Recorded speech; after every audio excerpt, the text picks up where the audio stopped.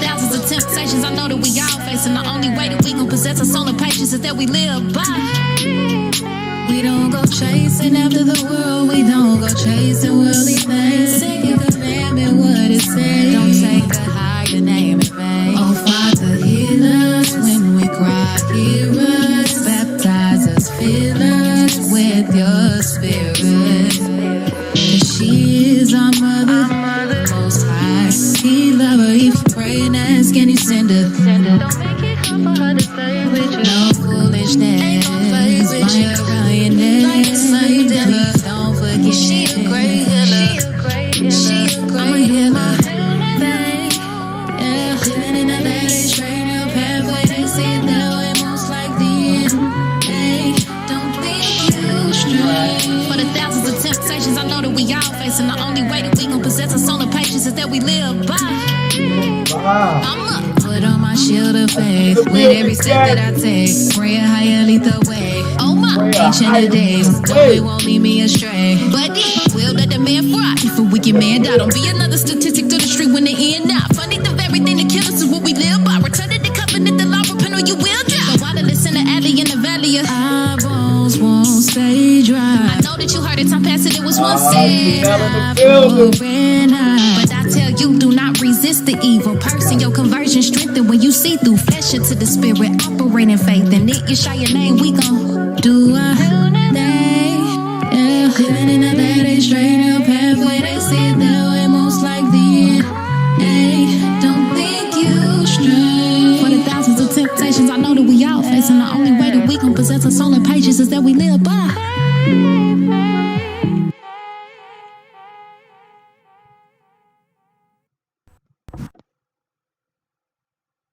Welcome to the Hebrew state of being. We are your humble servants and hosts for tonight. I am Kayel in the building. My sister's still on sabbatical with young warrior Jordan. And yes, we are about to get it in tonight. Yes, man. So much is going on in the world. So much is happening in the world, right? But it doesn't really matter. Why? Because we've been here before. We have been here before. See, the scripture gets a bad rep.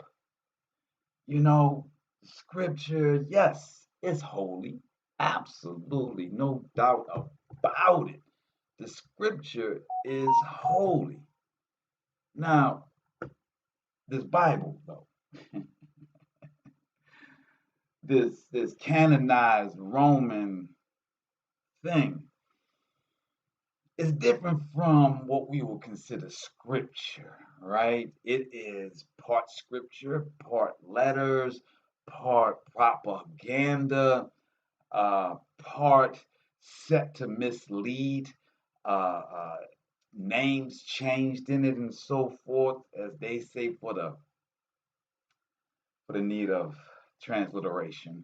That's their claim. But we have to understand that tonight we're going to see that this is a history book. And this history book is for us. It is our navigation until the end times. It's been written by our family, our ancestors. I see in the building my brother Yawan. It's been written by our ancestors as a beacon, as a guiding light for us as we are navigating to this end times, right? So when we understand that it's a history book, then we have to look at it a little different. We can't just look at it as is holy scriptures that was given by the Most High, inspired through his angels, written by his prophets. We have to look at that, like really digest the fact that these are words that were given by the Most High via different angels to different prophets for his seed. Then, when we take the fact that these prophets were actually our family ancestors, that when you look at the names through the Bible, you will find that they come from someone that was in ancient times that was a part of the Shemitic tribe or bloodline. All right. See, Shemitic bloodline is the ordained seed of Jacob. It's Jacob's bloodline. Now, we just went through Jeremiah, understanding who the seed of Jacob is and what is uh, um, the blessings and the covering, the grace and the mercy for Jacob's seed. That's directly connected to the Shemitic bloodline. Now, understanding that the Shemitic bloodline, that the Most High had been talking through this bloodline through all these eras, these millennials from BC to now, right? So, understanding that these Shemitic people, their children became the Israelites, the seeds of Jacob, the diaspora, right? So, these were words that our ancestors that were descendants of the children from Noah, of the child of Shem from Noah, right? So we understand that this is not a break in a line. It's not a break in a people. It's a people that are stiff-necked. What you'll find if you really dive into scripture, if you really go from the beginning to now, you'll find that we are stiff-necked people, that we have caused everything that has happened unto us. Now, that's a hard thing for many people to accept when they say, I was born in this time, I had nothing to do with those ancient people, I had nothing to do with them. Well, you don't. Not in the sense as though you have to pay for their sins. That's your family, though. Whether you like it or not, this is your people.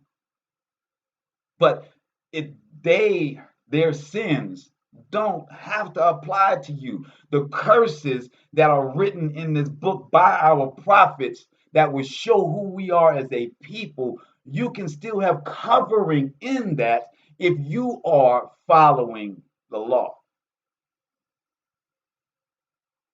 See, the book is the history of men and women that have stood for the Most High. Men and women that have said, no matter how society changes, no matter which way the wind blows, man and woman, I'm going to stand right here on this clear understanding from the beginning of our earthly beings. I feel like you're in the building, my brother. Treva in the building. So we have to understand that this is not to stop looking at scripture as what it was presented to us from our youth. We as an adult, we must understand that it is a history book. We are a holy people. So therefore is a holy scripture. It is not a browbeating, it is not a whip, it is not a beating stick. It is a chronicle of us slipping, coming back to our righteousness. then turning back to our vomit, being stiff necked.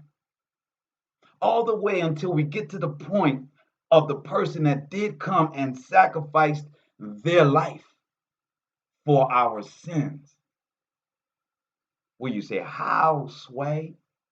How, Sway? Well, see, these prophets that we're talking about, see, these prophets, every time we went into captivity, every time we were about to go into captivity, they gave the prophecies that someone, because we have gone astray, obviously, we're going into captivity, we have started following other gods. We started amalgamating with the others. The ones that will switch when the wind blows, where they have a god named Gilgamesh to a god named Nimrod, to a god named Baal, to a god named Zeus, to a god named Ishtar, to a god named Astaroth, to a god named, what's one of them, Vishnu, one of the Indian gods. When I say that man is blown every which way and will follow any doctrine that allows them to be as dirty as they want to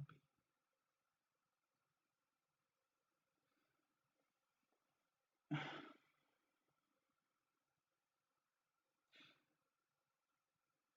Standing on righteousness, which has been here forever. Some say you're born with the understanding of right and wrong. Some say that your story is already written before you're born.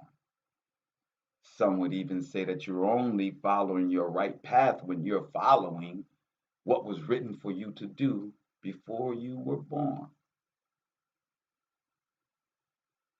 I think that's why they call marriages or people when they fall in love my soulmate, right? Because it's not about you and your flesh. This was ordained before you got here. It's a mate that your soul was already written that was supposed to be. Let's get out the hocus pocus when we read the book of Daniel tonight. Let's not look at it as this holy, divine individual that they put up and said, Daniel, our great prophet that gave these great things and spoke with the Most High. Let's look at us as being Daniel. I want you to put yourself in the shoes of Daniel. Don't look at him as some great person. Don't look at him as far off and so far in the back. I want you to understand that what Daniel went through is what you're going through right now. So when I say it's a history book of our people, Daniel was able to stand in the midst of all of the false gods, all of the persecution, all of the being taken away in captivity, still standing for righteousness as the wind blows, as the new gods and kings and presidents rise, standing on knowing what you know. So the title of this show is Serving the Most High During Captivity. You may not believe that you're in captivity, but I assure you that there was a time when a man was a man and a woman was a woman. I assure you there was a time when a man and a woman could get a plot of land, make something of themselves. I'm telling you that there was a time where you could wake up and decide to do what you wanted to do.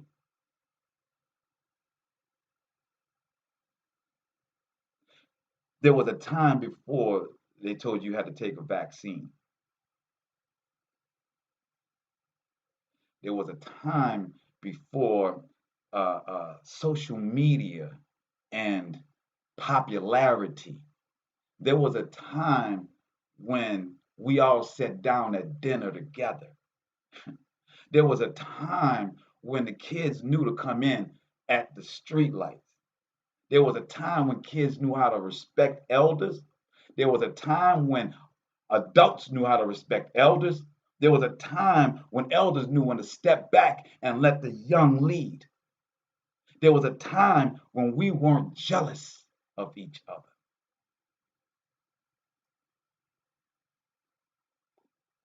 I assure you that what you are in right now is not freedom.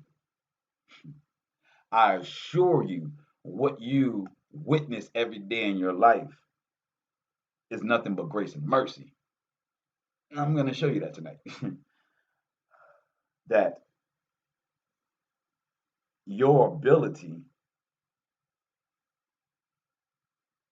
to be successful in captivity depends on your ability to stand on the Most High. If you do not, and you waver, and you roll with the times, laissez bon temps rouler, right? Let the good times roll. If you decide to roll with the good times, then you will see that captivity in a more stringent manner will manifest. So I want to give you guys a breakdown before we got into Daniel of what time frame that we're dealing with Daniel, right?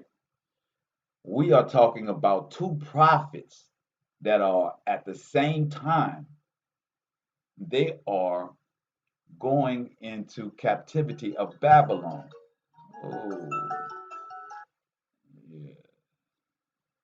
So some people don't know I'm on live at this time. So what we have is that in 620 BC is when Daniel and Ezekiel both went into captivity. Now, Ezekiel, he was a prophet inside the camps of Israel, Yasharallah, the northern tribes. Daniel was part of the southern tribes, and he was also a part of the house of David, meaning that he grew up under King David and Solomon and in all of those in that household. Solomon's temple was still called the house of David, right? So it was he grew up in this house, right? So we understand that this is uh, uh, two prophets at the same time prophesying to two different um, parts of Israel. You have the southern and we have the northern kingdoms, right? So Ezekiel, which is one of my favorites, right? Ezekiel spoke of and actually, um, I mean, you know, hats off to Ezekiel, right? Ezekiel was the cat that would go out and play out everything that happened or what's going to happen in the prophecy that the Most High gave him. Ezekiel went out and built a small Jerusalem, right? Built a size Jerusalem and then showed the destruction of it, telling everyone that they had to change their ways before the destruction of the city happened. Now they're in exile though. You gotta understand, they are now taking over. They are in camps. They're in not say FEMA camps, but let's just say they were in encampments. They were now taken over by the Babylonians, and now Ezekiel and the northern tribe are in camps. FEMA camps. I mean, they're in camps. Like I said, I want y'all to get away with the okay, this is Ezekiel and this is Daniel. Put yourself, make them human like you. Make them just a regular people. So at 620 BC, when Babylon comes over and takes us out, right? They take us into exile first before they destroy the temple. So in exile, you have Ezekiel that is in the camps showing all of the people like we need to change right now. In the camps, he's the one that's preaching to everyone once they've been rounded up. Once they've been rounded up, he's the one that's in the camps. The brother even ate on his side. He laid on his side for a full year, Ezekiel. and would only eat food that was cooked with cow's dung to show that if they did not change their ways, that this would be the food or how they would eat when the Most High came and brought his final judgment. Now we know when you're on your health kick and you start looking at everything, you realize that this matchlight is made with manure. The same thing that Ezekiel was saying is going to be the most horrid thing that can happen to his people. We do it at free will today. Yes, charcoal, much charcoal is made with manure. So when Ezekiel was in a camp, laying on the side for a year, eating food over charcoal, which he thought was the worst thing. But that's what we do on barbecues. I want y'all to really think about that. So Ezekiel is in bond, he's in the camps, and Daniel is taken. Now, Ezekiel's 30 years old at this point. This is and exactly taken on his birthday. All right. I want y'all to really get Shalom, Ashley in the building, Big Chief Black in the building. I want y'all to really get an understanding of what is happening when I read these two chapters tonight. Because Daniel's going to lead us up to Revelations.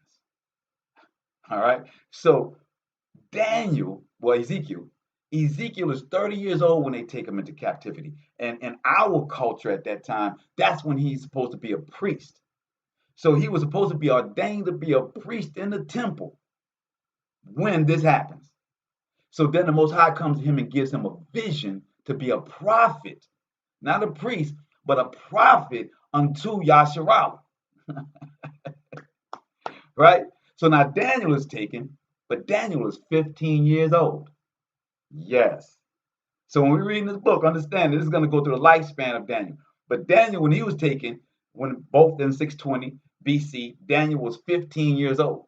But he was part of the royal house of David. He was smarter. He was raised and knew the world. He studied the scriptures. He studied the books and the libraries that was in the temple, right? So he was brought to be a personal, one of the, a priest of the temple for Nebuchadnezzar, right?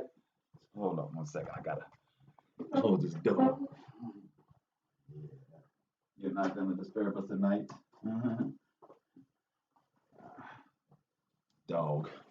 So understanding that when we're reading this, we are the same as them right now.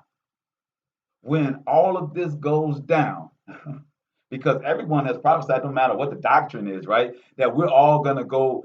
Jeremiah said we're gonna go into captivity. So many different Christian, so many things in the New Testament that talk about this whole persecution of Christians, right? The whole persecution of Christians. So we do understand that from our scripture, the Old Testament, the Most High says He's going to test us all in this hour, and that we're all going to going to receive judgment because we've been bruised with an incurable bruise, right? The Father says that I will save you in this time, but I will chastise you in this time. So understand that Ezekiel, Daniel, this is chastisement. This is chastisement for them. So understand when the Father says in the end times He's going to chastise us, what are we to be doing?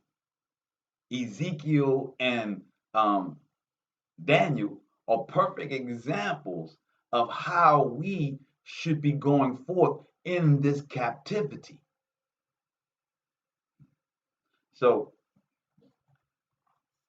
when we look at since the time of Solomon, we had 20 kings, right? We had 20 kings before the complete takeover and sacking the second time of the temple. 20. Out of those 20, 12 of them were horrible. And they believed in false gods. 8 of them brought Yasharallah back to who we were supposed to be. Well, in the time of Daniel and Ezekiel, we had a bad king. we had a king that was very much selfish. It was Joachim, right? So Joachim was the one that uh, tried to cut deals and got the northern tribes brought into captivity. Mm.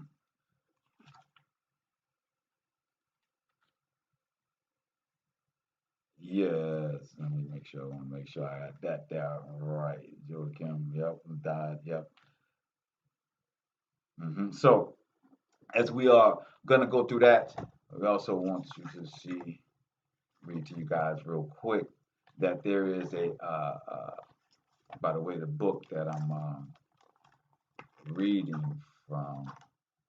Where'd you go?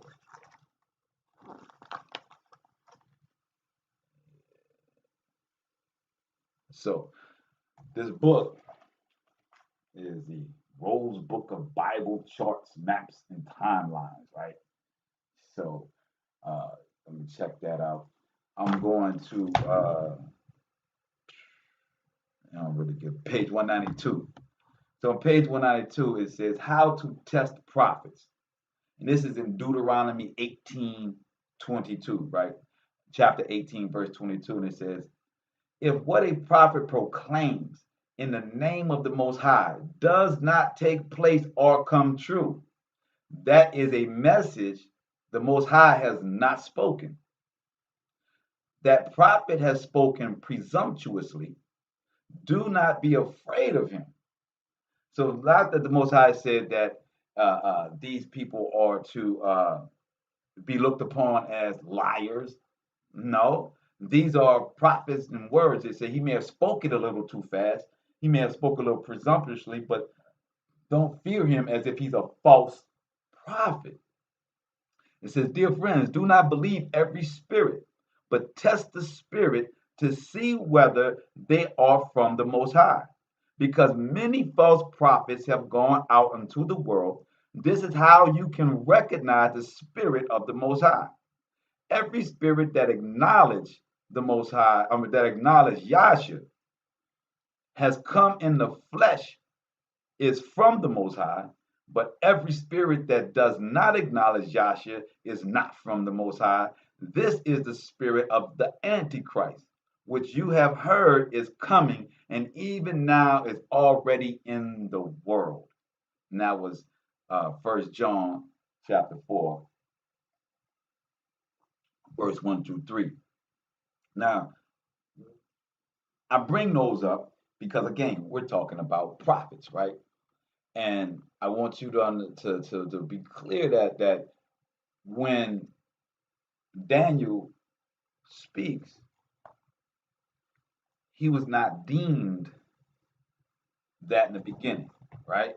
When Daniel speaks, remember, he was taken to captivity at 15 years old, right? 15 years old. He's not necessarily looked upon as the great prophet as we know him to be right now, right? We know when he's brought into captivity by people that don't care, right? By people that don't have any kind of best interest whatsoever, right? For say the Chinese come in. I'm just, using that word, I don't want no algorithms to get me caught up, you dig? But let's just say we was overtaken by the red dragon, right? And you 15 years old, and you're telling the people, hey, I can't eat what you're talking about. You can get your head cut off for this, especially in these times, right?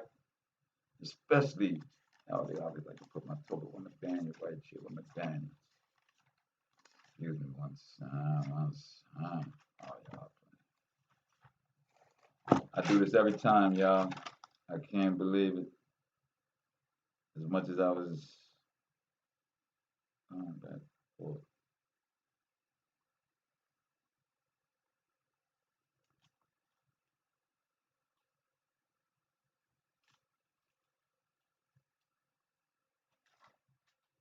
That's why.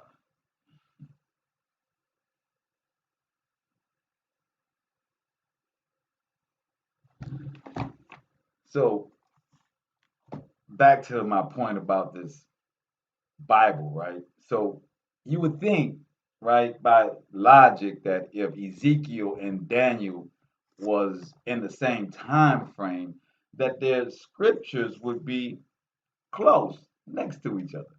Nah, not in the way they put this canon together. They want you to seem like these things didn't connect, like these people weren't there at the same time, like they weren't.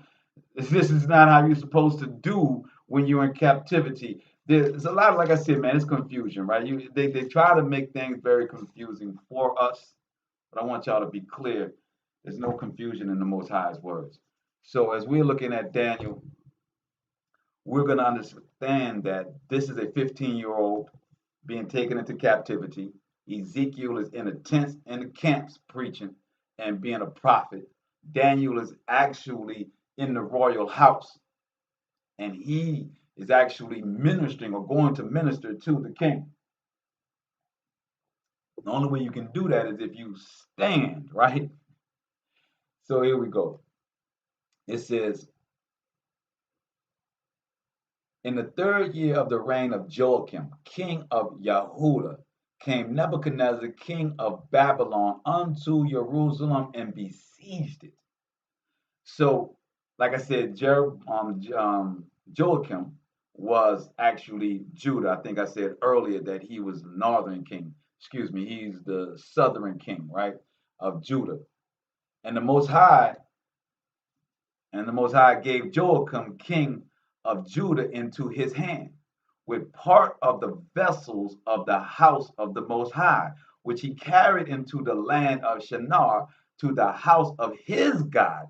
And he brought the vessels into the treasure house of his God. This is very important for the rest of Daniel, because it explains how Nebuchadnezzar's son Belshazzar was killed. When his father took over Jerusalem, they took everything inside of the temple and brought it to their house of their gods. But they stored it. Nebuchadnezzar stored it. Belshazzar wasn't that smart. When we understand that when you go into captivity, the Most High is in control. I really want y'all to get that, because even as they are as Joachim has been brought into all of Yahshua, Judah has been taken into captivity, the most precious vessels that the Most High said through Leviticus were his precious vessels, right? His holy vessels. When they took them, the Most High felt some type of way about his vessels, because they were holy. The vessels didn't do nothing to nobody. They didn't turn away from the Most High the way the Levitical priesthood in Judah and Yasharallah did. I want y'all to really get that part right here, because when they profaned the Most High's holy vessels, they were struck down and killed immediately. So to say that you're in captivity and the Most High is not present, that's a falsehood. He may not be present with you because you're not present with him. And it says, which he carried into the land of Shinar to the house of his gods, and he brought the vessels into the treasure house of his gods. And the king spake unto Ashpenaz, the master of his eunuchs. Remember, eunuchs were men that had no genitalia. They were chopped off, and they were sworn unto the king. All right. So he was the master of his eunuchs, that he should bring certain of the children of Yasharallah, of Israel, of Yasharallah, and of the king's seed, and of the princes. So now he's telling the eunuchs to go to the people he's just taken over and bring me a certain of the children of Yasharallah, not all of them, and of the king's seed. I want the children of Joachim, right? And of the princes, and any other ones that, any dignitaries of any other tribes that were with them, right? So this is children in whom was no blemish, but well favored and skillful in all wisdom and cunning in knowledge and understanding science, and such as had ability in them to stand in the king's palace, and whom they might teach the learning and the tongue of the Chaldeans. Now, one should ask the question, why would the Hebrews be speaking Chaldean? We know the Chaldeans are Hamites. That's Nimrod. Well, they were in Babylon. Babylon was besieged. So the Chaldeans were the ones that ran Babylon. So let's get a clarity, right? That when we understand that I see my sisters in the building, the Cote. So when we're understanding that the tongue that the king wanted to learn, Nebuchadnezzar, was of the Chaldeans, not the Hebrew tongue. So understand that Daniel knew different languages. He knew science. It was skillful. So only those were the ones that was actually brought. Remember, Ezekiel was to be a priest, right? But Ezekiel was in the camps preaching, all right? Plus, Ezekiel was 30. One could ask the question why Ezekiel wasn't brought there. That's a good question. I don't know the answer to that one. But as we go forward, right, you'll say, it says, and whom they might teach the learning of the tongue of the Chaldeans. And the king appointed them a daily provision of the king's meat and of the wine which he drank, so nourishing them 3 years, that at the end that at the end thereof they might stand before the king. So now the king is making the Hebrews serve for 3 years, eat their foods from their sacrifice. Remember, Nebuchadnezzar at this point isn't trying to be a Hebrew. He doesn't really recognize who the Most High is. The Most High has used him to punish Israel. This captivity that we may go into is not that the Most High is not there with us, not that the Most High has not wrapped his arms around us, but he is using other nations in order to chastise us, as he says. He says, I'm going to cover you in Jeremiah, but I will chastise you. So it says here, this king who's believing in his own gods, remember, he is now saying, I want you to eat the sacrificed foods of my gods. I want you to drink the sacrificed wines of my gods, nourish them for 3 years in our law. Even though I want you to teach me about Chaldeans, I want you to understand us. And then in 3 years, you can stand before me. Now, remember, that makes him 18 now. So Daniel started at 15. Now, among these were the children of Judah, Daniel, Hananiah, Michael, and Azariah. Now, that's their Greek names. It was Abednego, Meshach, and Abednego, Meshach, and Abednego, Meshach, Shadrach, Meshach, and Abednego. So Abed, let me pull that up for y'all right quick. I wanted y'all because I thought that was real beautiful with this, right? Because Abed, the definition, I didn't know this, right, until I got this in Arabic, right? Abed, Arabic definition, Arabic meaning, right? So watch this video of this young lady, right? And she was talking about how a bead was a negative connotation word. It meant black. It meant Negro, right? So, and then when you look at his name being Abednego, Abed Nego. So it's Abed Nego is his name. Abed Nego. A bad. So we would say a bad Negro, right? But it's Abed Nego, right? So in actuality, Abid is a term of Arabic meaning slave. The name has been explained as an allusion to the submission that Muslims owe to their God Allah. Meyer dismisses this as effort to progenitate,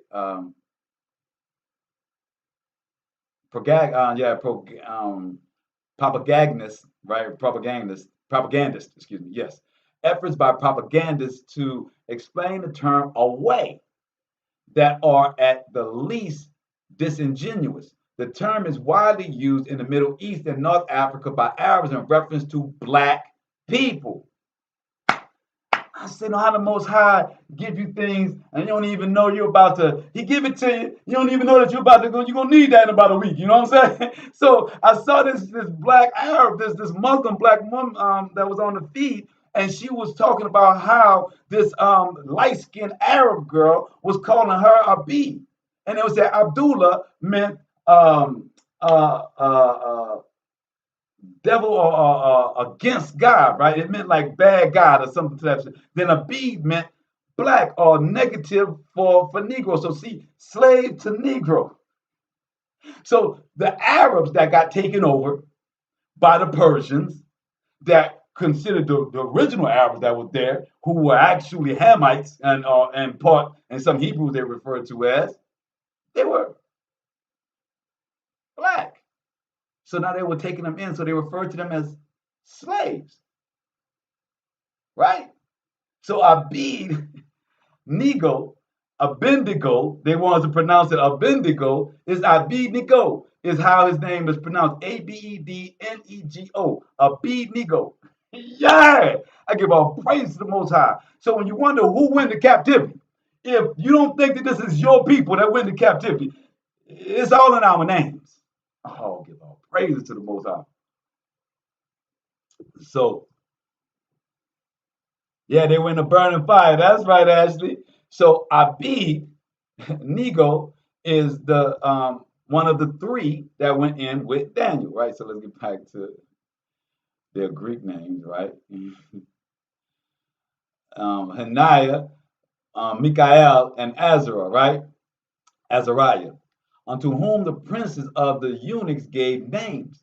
For he gave unto Daniel the name of Belteshazzar, and to Hananiah of Shadrach, and to Michael Meshach, and to Azariah Abednego.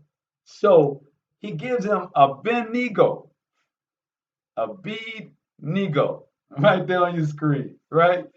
Man, gotta love learning, right? So that just lets you know that all of them, because they were from the royal house. They were from the royal house of David. And right there in their slanderous conversation, they let us know who we are and who was taken into captivity. That's right, a bad Negro. So, but Daniel proposed in his heart that he would not defile himself with the portion of the king's meat, nor with the wine which he drank. Therefore, he requested of the prince of the eunuchs that he might not defile himself. Mm. So at 15, being brought into captivity in the king's house, Daniel said, man, nah, we can't do it. And he said, now, the Most High had brought Daniel into favor and tender love with the prince of the eunuchs. So you can be in captivity, and the Most High can make the person in front of you that's sent there to do you ill, that he can put favor and tender love in their heart for you. They say the Most High can do all things, right? I so said so. And it says, verse 10, and the prince of the eunuchs said unto Daniel, I fear my lord the king, who hath appointed your meat and your drink. For why should he see your faces worsen, like in that of children which are of your sort? Of children, like in then the children which are of your sort. Then shall ye make and endanger my head to the king. So the eunuch is saying, look, I'm gonna need you to eat this food, because if you look like you are not healthy, like the other ones like you, the ones that we got in the camps, Ezekiel and them, the ones that we starving out, then the king is gonna get at me because he wants me to fatten you up so that you can be presented in front of me as a trophy for the king. Verse 11. Then Daniel to Melzar, whom the prince of the eunuchs had set over Daniel, Hananiah, Michael, and Azariah. Prove thy servants, I beseech thee, 10 days, and let them give us pulse to eat and water to drink. So pulse is vegetables, right? So they're like, nah, just trust me on this. Give us 10 days and we'll show you. Then let our countenance be looked upon before thee, and the countenance of the children that eat of the portion of the king's meat, and as thou seest, deal with thy servants. So Daniel said, just test. If we look any ways unhealthier than the ones that are eating of this meat and these different things that's being given in the wine, then we'll talk about it. He said, then you can deal with thy servants. 14. So he consented to them in this matter and proved them 10 days. At and at and at the end of 10 days, their countenance appeared fairer and fatter in flesh than all the children which did eat the portions of the king's meat. So we don't have to worry, right? We got to shift our diets to a healthier diet. That's what it is. Right now, our diets are horrible. So the only thing we can shift from this horrible stuff is to healthy, unless you get caught one of the camps like Ezekiel and have to eat whatever they provide. As for these four children, the Most High gave them knowledge and skill in all learning and wisdom, and Daniel had understanding in all visions and dreams. Now, at the end of the days of the king, had said it, excuse me, now at the end of days that the king had said he should bring them in 3 years, the prince of the eunuchs brought them in before Nebuchadnezzar. And the king communed with them.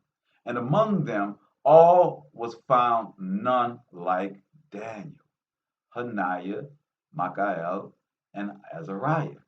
Therefore stood they before the king. Back to our point, right? In this time, we're going to have to stand for the Most High. Stand for him, right? So, therefore, stood they before the king, eating proper, praying unto the Most High for those 3 years, full of the wisdom and knowledge that the Most High had given them. And in all matters of wisdom and understanding that the king inquired of them, he found them 10 times better than all the magicians and astrologers that were in all his realm. Remember, Persian. Magicians came from them. The word magi comes from them. The magi that came to see Yasha in the manger were Persian. Yes. And Daniel continued even unto the first year of King Cyrus. So Daniel stayed in the king's court through Nebuchadnezzar, through his son Belshazzar, who had a short stint, mind that, all the way to the new king Cyrus, right? So let's go to Daniel 2.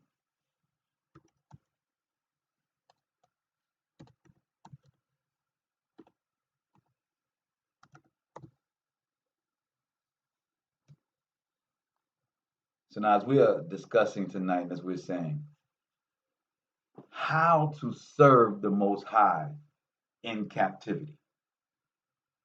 We have in the first chapter with Daniel, we've shown just a small, example of how we must be in captivity. We have to stand on what the Most High has for us, what He has ordained for us to do, our diets, the laws, period. That's it. What He has ordained for us to do, the laws. If we stand on the laws, He will provide. As the vessels were taken into captivity, those vessels were taken care of. When those vessels were uh, um, when those vessels were what's the word I'm looking for? When Belshazzar drank from the vessels, he profaned the vessels. When his vessel became profaned, he struck. So understand this is an understanding we need to have in these troubling times. Things are about to continue to ramp up. The Most High's earth is in travail. We've had several volcanoes, several earthquakes in the last 5 to 7 days. We have had earthquakes in places that are not. Today we had one in I just had it. I'm gonna look it up. I'm about to show you guys real quick because we want to be clear. Earthquakes today. Y'all see I'm researching this thing, right? Latest earthquakes. We had a 2.5 and a 3.9. Uh, and where they show? I don't do this to me. Here we go.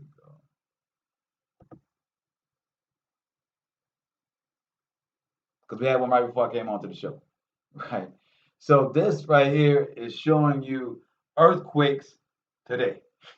So you're looking at a very lengthy list, right? Let me go to the bottom, right? So we are at 37, 33, 34, 35, 36, 37, 38, 38, and you can go to the next page. But we're just gonna take it from here. So Italy, Greece, Mexico, Nicaragua, Costa Rica, Southern California, Indonesia, um, the island of NZ, which I'm not even sure what that is. New Zealand, thank you. Yeah, island New Zealand, um, Puerto Rico, Switzerland, all right? Costa Rica, California, Hawaii, Indonesia, but they are not showing me the ones that we had in the Midwest today, which were 3.3s. We had several in the Midwest. Let me go to that one because it might not be updated because we had one at 5 o'clock that was Idaho, Southern Idaho, right here. Southern Idaho had a 2.1, right? So but Idaho is connected to Mount St. Helens. Yeah, the lava trails go all the way to Idaho. All of these earthquakes that have been happening in California is on one end of the Yellowstone Park, and Idaho is at the other end of that one. And the demons running rampant. Yes, say la vie, and the demons are running rampant. So as we are understanding that we are having earthquakes, and that's not even the volcanoes, right? So we know the volcano in Alaska just we had a 6 point. I'm sorry, we had that. Well, I guess we had another one in Alaska, 2.5 as well, but we had a much larger one, 6 point something. But we know that there, in the Caribbean, the volcano is kicked back up in the Caribbean. We know that the Hawaii has gone and the lava is still bursting from that. We had in Italy, we had a volcano erupt in Italy. So we are the earth is in travail. These prophecies are coming true. So I tell you about the earth prophecies to understand that the captivity prophecies of Jeremiah also shall be coming forward. And we have to be clear on how we should be. So in chapter 2, in the second year of the reign of Nebuchadnezzar, Nebuchadnezzar dreamed dreams, wherein his spirit was troubled, and his sleep brake from him. Then the king commanded to call the magicians and the astrologers and the sorcerers and the Chaldeans. Oh, yeah, the Babylonians were still around for to show the king his dreams. So they came and stood before the king. Now, understand, we as Hebrews are the only ones that were set apart with who we worshiped, who we gave homage to. These Persians and these Chaldeans, Babylonians, and these other, all of them went with false gods. So when Nebuchadnezzar in chapter 1 is asking Daniel to teach him how to speak Chaldean and to understand these Chaldeans' gods, They only want to understand gods and how they can conquer them, how they can make some type of sacrifice unto them. You'll understand that when you see Cyrus, because Cyrus, everything that every town or every kingdom he took over, he built them a king, he built them a temple, including the Hebrews. He was the one that allowed us to come back and rebuild the temple the second time. The Most High uses no matter when. He uses all people, all things at all times for his will. Chapter 2, verse 3. And the king said unto them, I have dreamed a dream, and my spirit was troubled to know the dream. Then spake the Chaldeans of the kings of Syria, O king, live forever. Tell thy servants thy dream, and we will show the interpretation. The king answered and said to the Chaldeans, remember, they just want to get the power of their so called gods. These men are men. They will fall prone to the desires of power, which always keeps them entrapped with these fallen gods. And the Most High is able to destroy them at all times, at any time. The thing is gone from me. If ye will not make known unto me the dream, the interpretations thereof, ye shall be cut in pieces, and your houses shall be made of dunghill. You know, Nebuchadnezzar said he was so troubled, his spirit was vexed. Have you ever woke up and just felt, you know how they say you wake up on the wrong side of the bed? Where your just spirit was vexed. If you don't remember the dream, if you don't remember what it was the night before, you just wake up vexed. You know it was in your dreams. In your dreams, as a Hebrew, we all need to understand that we are in commune with the Father. We are paralyzed. Our bodies are being worked on. So the food that you eat during the day, when you have a righteous diet, at night, that food that you have stored up starts to heal your body, starts to rejuvenate. My brother Tom in the building, salute. So it starts to rejuvenate and heal your body. Your subconscious, your mind goes to the heavenly places.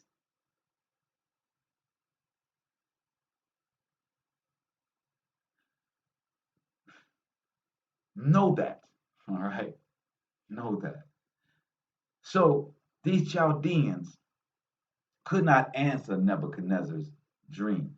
Nebuchadnezzar woke up and was vexed. He said, I don't know what I dreamed, but one of you magicians, one of you sorcerers, the ones I've been paying for, I've been giving you meat, I've been giving you wine, I've been giving you houses, I've been holding you up here because you said that you could do these type of things. But you can't. I'm going to cut you in pieces and I'm going to turn your house into dunghill. And right, so he says, but if ye show the dream and the interpretation thereof, ye shall receive of my gifts and rewards a great honor. Therefore, show me the dream and the interpretation thereof. Now, you see, the king cannot go back on his word. When a king says something, it has to happen. Back in those days, your word was your bond. Remember, I started to show up and say it was back in a time. It was a time when, I assure you, there was a time when a man's word was a man's word, right? So it says, so he is telling them, okay, king says, this is my word. If you can't, I'm going to chop you up in pieces and I'm going to turn your house into dunghill. But if you can, then I will reward you and you will have great honor. They answered again and said, let the king tell his servants the dream, and we will sure the interpretation of it. The king answered and said, I know of certainly that ye would gain the time because ye see the thing is gone from me. So he said, I know of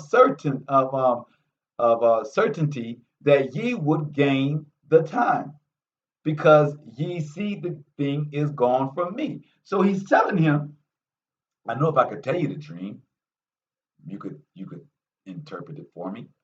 I got that. I'm telling you it's gone. I've certainly told you that. Wow, this computer just came on by itself right here. I gotta love that there. So it says, but if ye will not make known unto me the dream, There is but one decree for you, for ye have prepared lying and corrupt words to speak before me, till the time be changed. Therefore, tell me the dream, and I shall know that ye can show me the interpretation thereof. So the king's like, woke up on the wrong side of the bed. The man was vexed. The Most High, he was in commune. The Most High shook him in his dream, gave him a great prophecy that lasts until to this day. So it says, but if ye will not make known unto me the dream, there is but one decree for you. For if ye have prepared lying and corrupt words to speak before me, till the time be changed thereof, tell me the dream, and I shall know that ye show me the interpretation of. So your boy is saying, look, I want y'all to be clear, man. I don't want no lying words. I'm not going to give you no extra. You're going to learn this. You're going to tell me excuse me, not learn, earn this, right? The Chaldeans answered before the king and said, there is not a man upon the earth that can show the king's matter. I mean, they got indignant with it, like, but their life is on the line. Therefore, there is no king, lord, nor ruler that acts such things that any magician or astrologer or Chaldean. So now they're trying to get everybody in the boat. They're like, man, if you going, you have to kill everybody, bro. Look, we can't, we don't know. Look, we gonna have to kill everybody, bro. Nobody's ever asked this. No king has ever asked this. No Lord, nobody. This you asking something impossible. So you can't kill us, right? And it is a rare thing that the king requireth.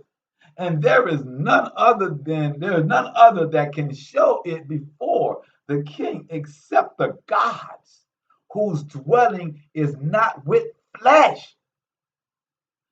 All right. Now, at this point, I've tried to hype this up to let y'all understand something, right? How great the Most High is in captivity. If you do not profane your temple, just like them vessels of Belshazzar, if you don't profane your temple, you stay with the laws. The Most High is preparing. He's preparing something for you. Why you thinking you all in the dumps? Why you think you getting beat? Why you think that you are not right? And you think the thing just, you don't understand. You got confusion. You what? The Most High is building for you. All you got to do is not have understanding of the law, and do whatever the law say do, right? If you do that, then the confusion, you just let it pass you by. It's gonna come, man. Things gonna happen. Life is wonderful like that, right? But know that the Most High is building something for you.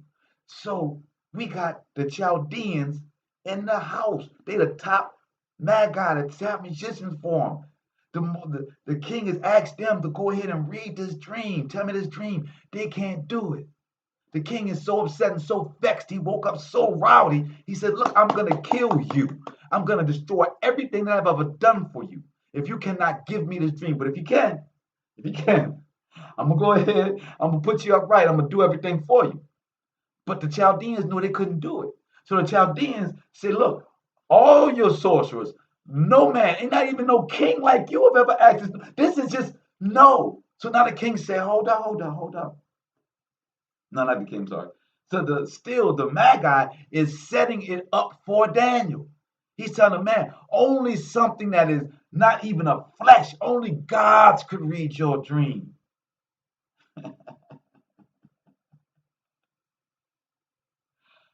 How do we serve in captivity?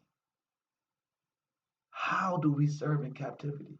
We serve knowing that there's a reason that Most High's hands is upon everything, the littlest to the greatest. And it says,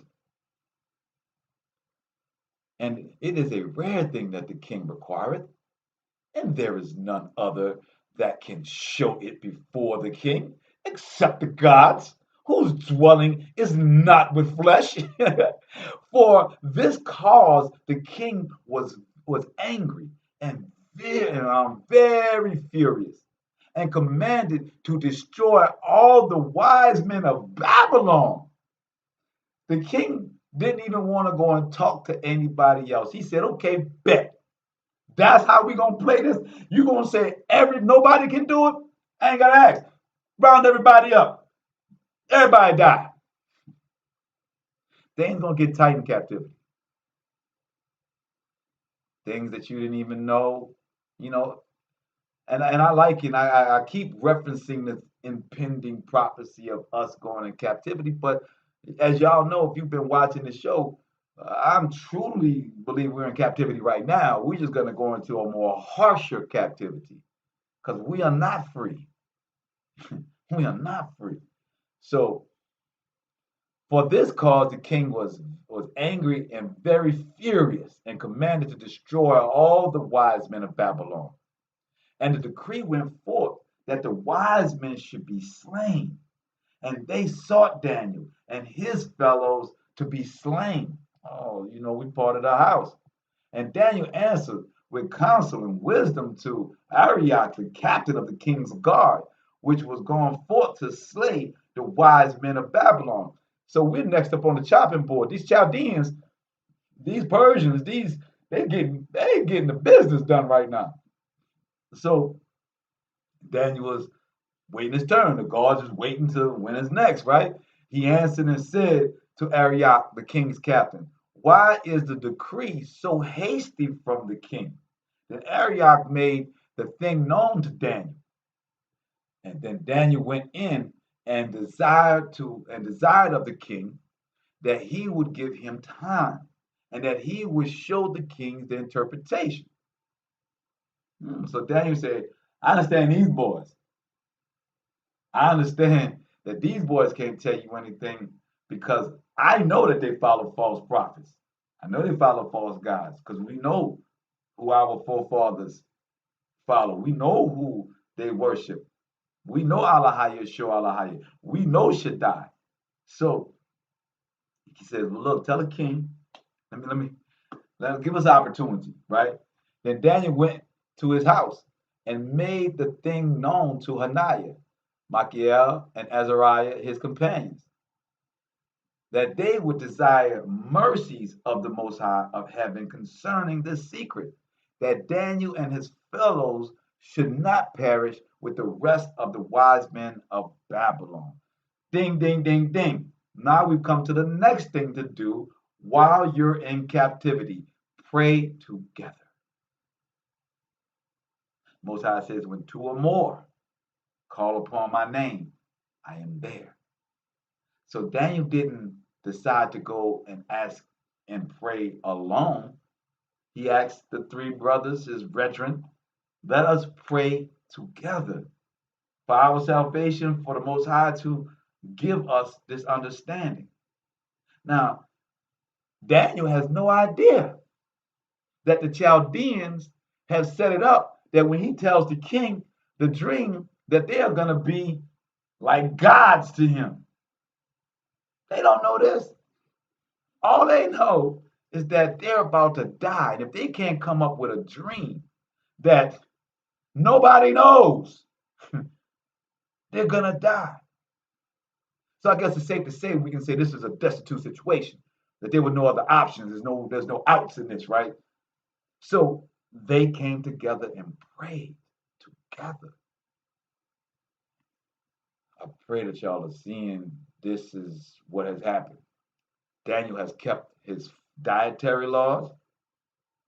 Daniel has kept his priestly or his prayer, right? He has kept all the things that he was doing in Judea, Babylon, and the Jerusalem, right? And now we're at the point where he is now being tested. It is now at the point where he has to show and prove his knowledge, his understanding, and more importantly, to the Most High, he has to show that he's going to go to him. It is most important, no matter all the things that Daniel had done, proper diet, following the law, If at that moment, if he let fear overcome him and forget all that the Most High had taught him, all the blessings that he had received, because he could sit there and say, how do I have a God? Or how do I have a Most High when I'm sitting here in captivity? I'm following your laws. I'm almost about to get my neck cut off telling these people I can't eat their sacrificed pigs, but yet I'm in captivity. Where are you? Mm, Daniel didn't do that. We have to keep this in mind that as we are going through our trials and tribulations, we have to remember who brought us through every other one. We have to understand fear has no place with the Most High. If you are to stand at that moment and you presumably lose everything of that, it's because He wants you to gain something over here. It's because He's closed the um, Dalit, right? That's the Hebrew word of Hebrew alphabet. Dalit is for window or door. So when the Most High closes a Dalit, He opens another Dalit, right?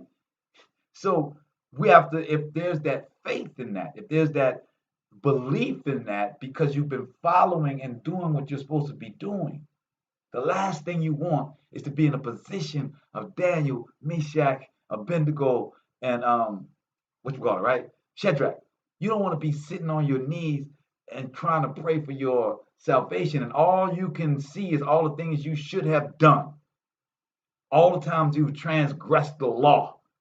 That's all that's coming through your mind. You're like, all right, I'm trying to pray. I know, Father. So now you got to ask for forgiveness for not following the law before you can even ask Him to save you in this moment. So if you wonder why in captivity, when you wonder why you need to follow the law, statutes, and commandments, because it is being built for you. There is a mighty, mighty plate, a mighty home, a mighty house on a hill that's being built for you. Daniel had his built for him. All of them three brothers had it built for them in the most tumultuous time. In their most tumultuous time is when the Most High was building their house on the hill. Hmm. Daniel chapter 2, verse 19. Then was the secret revealed unto Daniel in a night vision. Then Daniel blessed the Most High of heaven. So the Most High gave it to Daniel in a dream. Daniel answered and said, Baraka be the name of the Most High forever and ever. For wisdom and might are His, and He changeth the times of the seasons, and removeth kings, and setteth up kings. He giveth wisdom unto the wise, and knowledge to them that know understanding. This is a big line for you to understand your position in the Most High's army. If you have been tapped with wisdom to know that there's more than the Catholic Church, more than Allah, more than um, Haile Selassie, more than these Farrakhan's and all these false idols, Jesus, when you have been touched and accepted, you know that this is not right. That means He's giving you that knowledge. He's giving you that wisdom. And if you up here tuned in and any one of those names that I've mentioned as a false God, the Most High is making you feel that way because He wants you to go and study and research and find out if I'm a liar, as it said in the prophets. You go and seek if their words are true.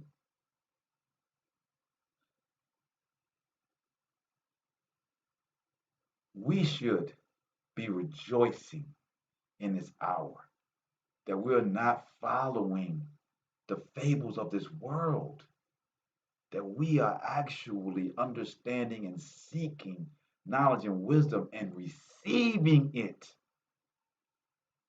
The receiving part shows that He's rocking with us, right? He revealed the deep and secret things. He knoweth what is in the darkness, and the light dwelleth within him. So the Most High knows the darkness, but the light dwells within him. I thank thee and praise thee, O thou Most High of my fathers, who has given me wisdom and might, and has made known unto me now what we desired of thee. For thou hast now made known unto us the king's matter. Man, imagine, well, I pray that y'all don't have to imagine waking up and knowing that the Most High gave you the answer. I pray that all of you have had that experience, that you've given it to the Most High, and then you've woken up with the answer, knowing that only He can have given it to you. That's how Daniel was waking up like, whoa, I'm going to be able to save my people. It's not just that the Most High gave me an answer, but whoa, I'm going to be able to save my brothers, my sisters, right? And it says, therefore Daniel went in unto Arioch, whom the king had ordained to destroy the wise men of Babylon, and went and said thus unto him, destroy not the wise men of Babylon, bring me in before the king, and I will show unto the king the interpretation. Then Arioch brought Daniel before the king in haste, and said thus unto him, I have found a man of the captives of Judah, Yahoo of Yahudah, that will make known unto the king the interpretation. The king answered and said unto Daniel, whose name is Belshazzar? So, Belshazzar, Belteshazzar. Art thou able to make known unto me the dream which I have seen, and the interpretation thereof? Daniel answered in the presence of the king and said, the secret which the king had demanded cannot the wise men, the astrologers, the magicians, the soothsayers show unto the king? Oh, so now Daniel was like, yo, let me just tell you right quick, King. Yeah, I got a mighty one over here. My big homie, he the truth. My big homie, the truth. So let me get this straight again. None of your magi's, none of your soothsayers, none of your astrologers can tell you. I got that there for you. But there is a Most High in Shemayim in the heavens that revealeth secret and make it known to the king Nebuchadnezzar what shall be in the latter days. What in the latter days? Very important. This Daniel prophecy, even though he's talking to Nebuchadnezzar, who's now reigning over Babylon, and Nebuchadnezzar's having this dream, he's saying that the Most High told me your dream is about the last days. Boom, the ones we think that we're in right now. Hmm. So Daniel received the prophecy of the end times. He received the prophecy that all history books in the world coincide with. The Most High would not give this particular prophecy of the world to a Persian king. Did you peep that, gangster? He made the king push everybody to tell the dream or the prophecy of the Most High. He would not let the king know the dream. He would not let any soothsayer, musician, or anybody else know the dream. Not even Meshach, Abednego, or Shadrach. Only Daniel. Ooh. That should put things in a little different perspective for you guys, right? Because Most High is showing you by his actions how he works. So nobody would get the credit for this. Nobody would have the ability to claim this. So Nebuchadnezzar, what shall be in the latter days? Thy dream and the visions of thy head upon thy bead are these. So, we got to pull up Nebuchadnezzar, right?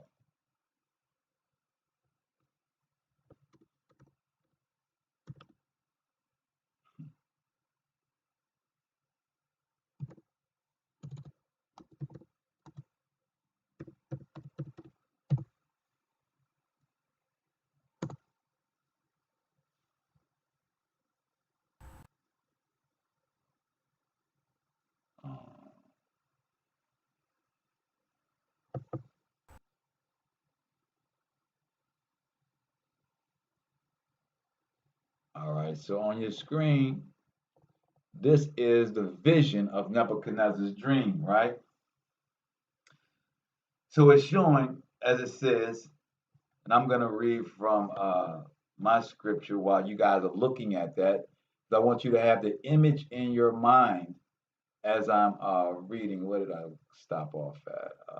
These are dreams 28. All right.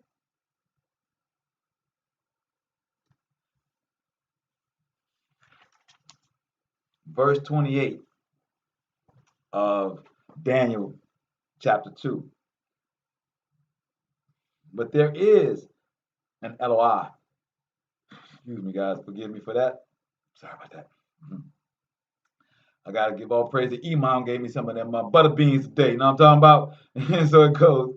But there is an Alahaya in heaven that reveals secrets and makes known to the king Nebuchadnezzar what shall be in the latter days. Your dream and your visions of your head upon your bed are these.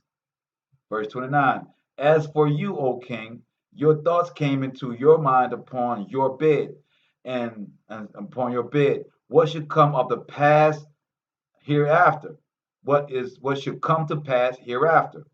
And he that reveals secrets makes known to you what shall come to pass.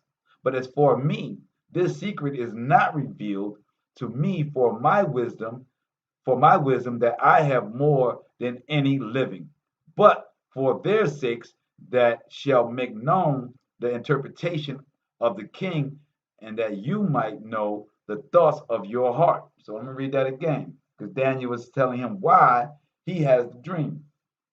He says, but as for me, this secret is not revealed to me for any wisdom. So Daniel is saying, I didn't get this dream for my wisdom, that I have more than any living.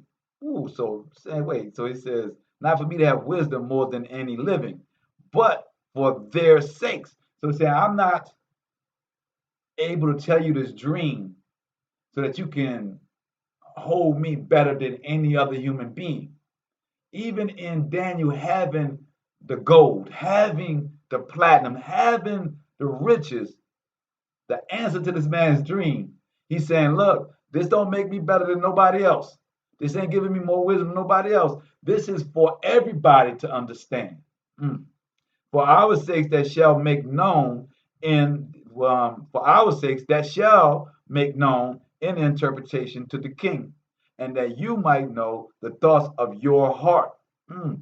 So the dream is going to tell him of his own heart. Oh yes. 31.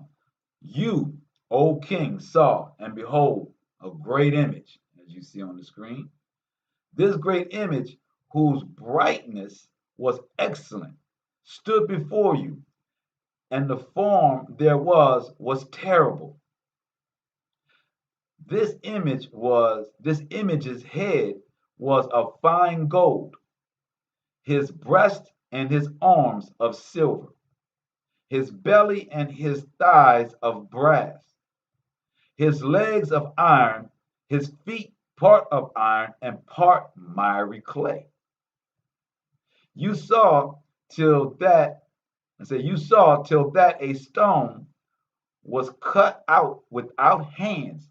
Many interpret a stone cut out without hands as an asteroid, right? Which smote the image upon his feet that were of iron. Now, that were of iron and clay, and broke them in pieces. Now, when Daniel said this was of latter times, right? So let me give you another one. If I want to use that foot, let me see if I got one of the foot, the better miry clay. Maybe it won't show me the one. No, all right, right here, you'll see that this was the iron, right? And then the miry clay. So this is iron and clay mixed together.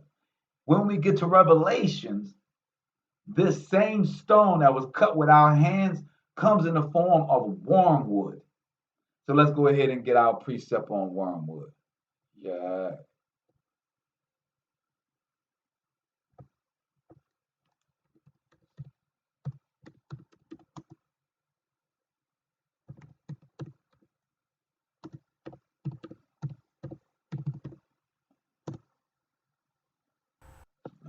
Revelations 8:10.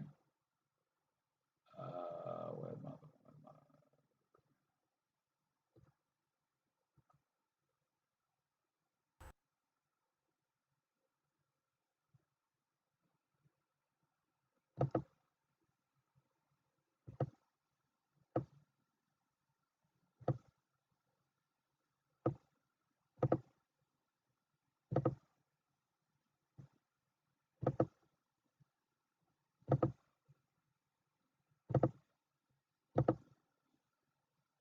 All right, so it says, and the third angel sounded, and there fell a great star from heaven, burning as it were a lamp, and it fell upon the third part of the rivers and upon the fountains of waters.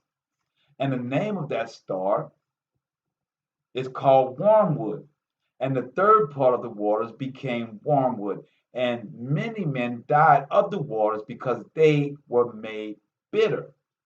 So when we go back to Daniel and we're talking about this, we go to Daniel, the actual statue, you'll see that they'll show the images of this asteroid hitting this time period. This is the end times. The foot, the miry clay and iron is the end time signal for the Most High. So this Daniel is speaking of the future prophecy of end times where an asteroid will hit. And we have the precept of Revelations chapter 8, verse 10, right? Yeah, my brother Aran said, if it looks like a duck and quacks like a duck, it's a duck. That's the description and picture match. Yes, sir. Praise my brother, right? So, what it's saying, so as you see, Daniel, all the way back in 620 BC, is when he's given this, well, 630 BC, around that time, right? He's given this prophecy of 2021. We are expecting in 2024 for an asteroid to come back over and cross, which it did in 2017. All right, 7 years between, which seven means completion. So, as we are looking at Daniel making this prophecy in 630 BC for what we are looking forward to possibly happening in 2024, and there are maps and government maps that are laid out for the possibility of such. So Daniel again says that this is not about me. This is for the sakes of all mankind to have understanding of this dream and for you to know what's in your heart, right? So it says, so now we're at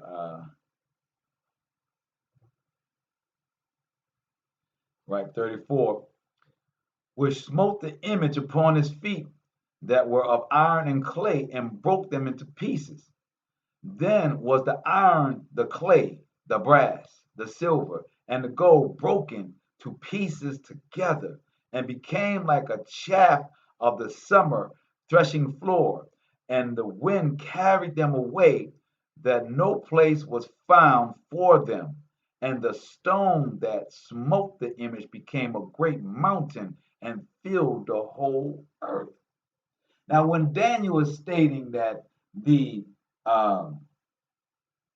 all the kingdoms collapsed, all of the gold and everything, all the kingdoms that were prior to this asteroid hitting the miry clay of the last kingdom, that now all this is going to be destroyed. Any remnants of the kingdoms that lived in at all on earth will be blown away in the wind like chaff. And that wormwood that helped kill everybody with making the waters bitter would become a mountain. Now, when we take that into our prophecies of Revelations, when it says that the kingdom is going to come to the earth, and when Yasha comes and separates the wheat from the tares, when the blood shall rise to the horse's bridle, right? That this wormwood, this judgment time, that now, after that is done, all kingdoms are going to be wiped away. The only thing that's going to be left is going to be the new kingdom, the new Jerusalem, made of all the precious stones that we will read about in Revelations left. So I just want to make sure that we are connecting what Daniel is saying right now in 2 to what is in the Revelations of John that came many, many years after, showing that this is an historical account of our people saying this is to come, this is how we act, this is what we should do, this is how we were successful when we were in captivity in this time. And it says, verse 36.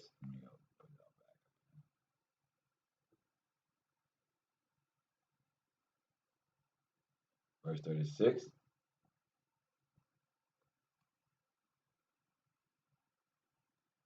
This is the dream, and we will tell the interpretation thereof before the king. Thus, O king, art a king of kings, for the most high of heaven hath given thee a kingdom, power and strength and glory. So now Daniel is telling him, look, the most high has given you this, man. You should rejoice. And whosoever the children of men dwell, the beasts of the field and the fowls of the heaven, hath he given into thine hand, and hath made thee ruler over them all. Thou art his head of gold. So Nebuchadnezzar's kind of feeling that one. All right. So I'm the gold. I'm the top. I'm go ahead. All right. All right. All right. Most High gave me all that. All right. Keep on talking, Daniel. Keep.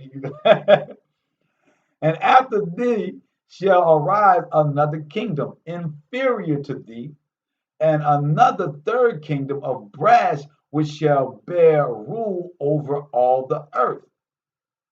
So the brass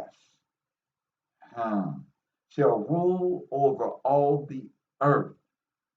Y'all clear on that? It says, and after thee shall arise another kingdom inferior to thee, and another third kingdom of brass. So the first one was gold, the middle was silver, then the brass, right? Huh. Hmm. Let's ask the question. Right. Let's go. Because I want y'all to do this with me. Right.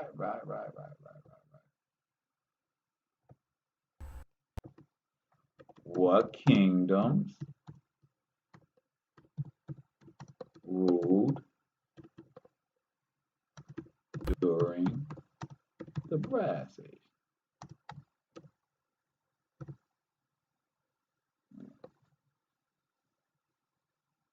Bronze.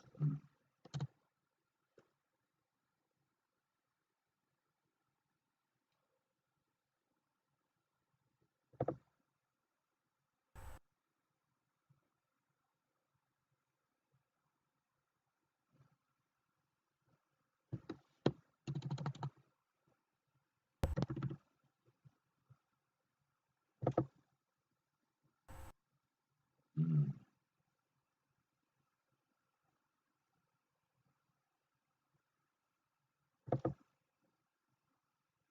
Oh, they don't want to give me what the brass is. Okay. I'm about to show y'all. Pontiac brass coins were struck during the Mithridates the fifth, right? Came regards the first rulers to make use of brass. Modern analysis have revealed that some of his bronze coins are in fact made from brass. So the kingdom of Pontus, right? And that's Byzantine, uh, Bithynia, right? Let me show you.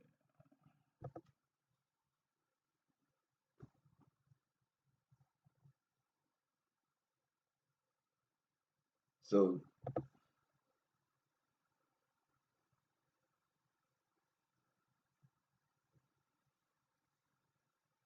so as we're getting our orientation of this is the Black Sea.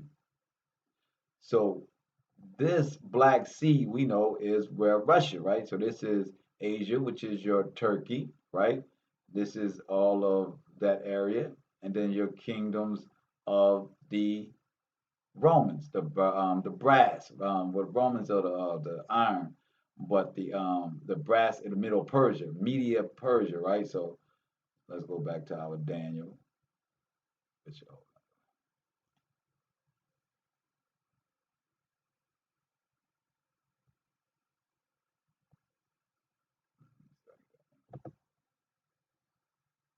they didn't want to give it to me.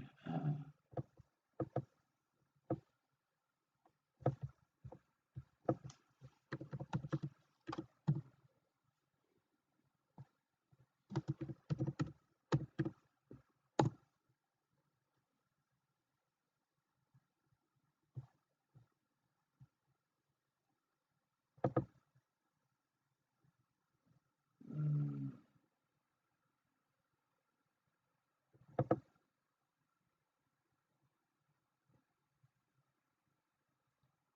So here we go.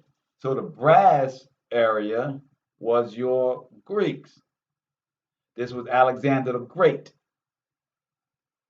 We wanted to make sure that we're kind of clear on which era was what. So this is Nebuchadnezzar, and then this becomes Cyrus, right? Cyrus when he was allowed to build back temples and all that good stuff. And then Roman. This was Alexander the Great in his era.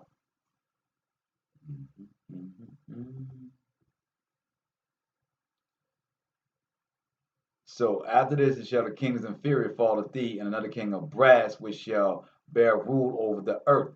As we know in our history books, that Alexander the Great was the first one that they said conquered the entire world.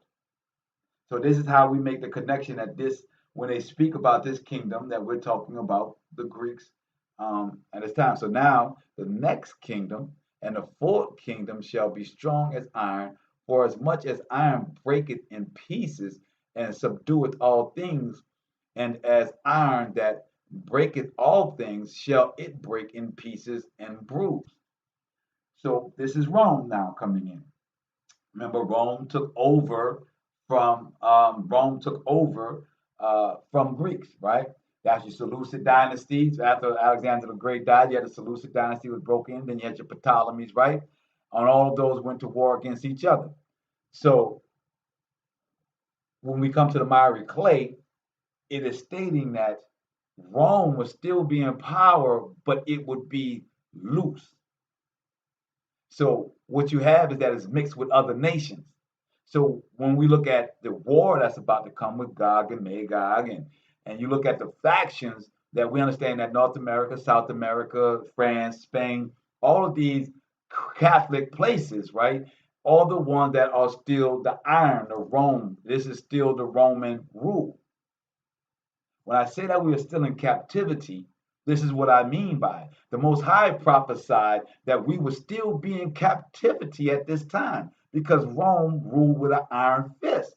And we are still in the Roman providence. The scripture says that in the end time, the last kingdom, according to scripture, is a Roman mixed with other nations. That's where we are right now. The Catholic Church and Islam. That's your two factions, right? That run the world. That's the two major religions, right? Besides us little Hebrews and the other little break off factions, right? The set aparts. So this prophecy of Daniel is in fact the latter times. And in fact, we can look at it seeing that we are still in Roman rule as the Roman church, as we are known as a Judeo-Catholic nation. As we know, South America is a Catholic nation. As we know, France and Ireland and Spain all are Catholic, which is of the Vatican, which is Rome. So, yes, we are still in captivity according to Scripture. And then it says, um, and whereas thou sawest the feet and toes, part of potter's clay and part of iron, the kingdom shall be divided, but there shall be in it of the strength of the iron, for as much as thou sawest the iron mixed with miry clay, and as those toes of the feet were part iron and part clay, so the kingdom shall be partly strong and partly broken. So the broken parts are the Islamic parts, right? And whereas thou sawest iron mixed with miry clay, then shall mingle themselves with the seed of men, but they shall not cleave one to another, even as iron is not mixed with clay. So it's saying, even though they're iron, they're going to be mangled seeds of men, so that they're not even going to stick together. So when we tell you here on Hebrew State of Being that they're cousins, that they're confederate, that the entire Japhetic line that was around that entire Black Sea, which were the sons of Gomar, the sons of Javan, these are the Ashkenazi Jews. These are the Catholic, the Romans. These are the Dome Sufi Muslims. We're telling you that these people are not clinging unto each other, that they are in Islam, that they are in Catholic, that they're in all these different forms of doctrines around the world, that they will not cling unto themselves. That's that they are fighting amongst each other for power, for position, for who's going to rule over the Negroes. Because they don't think that their time is coming to an end. They just think they're ushering in their Lucifer. We believe that we're ushering in our Yasha. They believe they're ushering in their Antichrist and a new reign of AI religions. And whereas thou sawest iron mixed with miry clay, they shall mingle themselves with the seed of men, but they shall not cleave one to another, even as iron is not mixed with clay. And in the days of the kings shall the Most High of heaven set up a kingdom. So remember, we are still in Daniel's prophecy. They're saying, and in the days of these kings shall the Most High of Shemayim of heaven set up a kingdom which shall never be destroyed, and the kingdom shall not be left to other people, but it shall break in pieces and consume all these kingdoms, and it shall stand forever. Well, if you got all these kingdoms, but the Most High says that his kingdom can't be broken and it's going to overcome theirs. Well, then we go back to the precept that we are the Most High's inheritance on this earth. So that would make sense that his inheritance is going to overcome all of these kingdoms and reign with him when he comes in Revelations and kills all the iniquity. Okay. I'm getting it. I seen the brother in the building, my brother Ryan. I see Lori in the building. So we say, okay, because this is Daniel in 630 BC, in captivity, about to be put to death if he could not pull this dream from the Most High. And in this, it is the dream that is the prophecy of all for the full time of Gentiles, rather, for the full rule. The Most High would not let a Gentile, the Persian Nebuchadnezzar, know the dream. He made him go to a Hebrew. Nebuchadnezzar didn't want to go to Hebrew. He tried to go to the Babylonians. He tried to go to the sorcerers and the soothsayers and the magicians. They could not do it. So now Nebuchadnezzar is listening to the Hebrew tell him his fate and tell him the fate of the world, as Daniel said. But it shall break in pieces and consume all these kingdoms, and it shall stand forever. For as much as thou sawest that the stone was cut out of the mountain without hands, and that it break in pieces the iron, the brass, the clay, the silver, and the gold, the great Most High hath made known to the king what shall come to pass hereafter. And the dream is certain, and the interpretation thereof sure. Daniel walked in to the king's chamber after being ordered to be killed. He told him, I got your dream.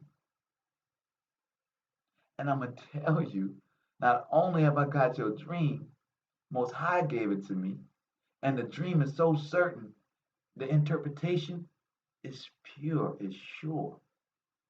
You ain't going to find no deviation in this. Until this day, we are still following that same dream. So, as we heard in the beginning of this chapter, that if Daniel, well, as the Chaldeans said, no man can do it, and then we heard Nebuchadnezzar give his word of what he's going to do for the one that could read his dream. So then it says, then the king Nebuchadnezzar fell upon his face and worshiped Daniel and commanded that they should offer an oblation and sweet odors unto him.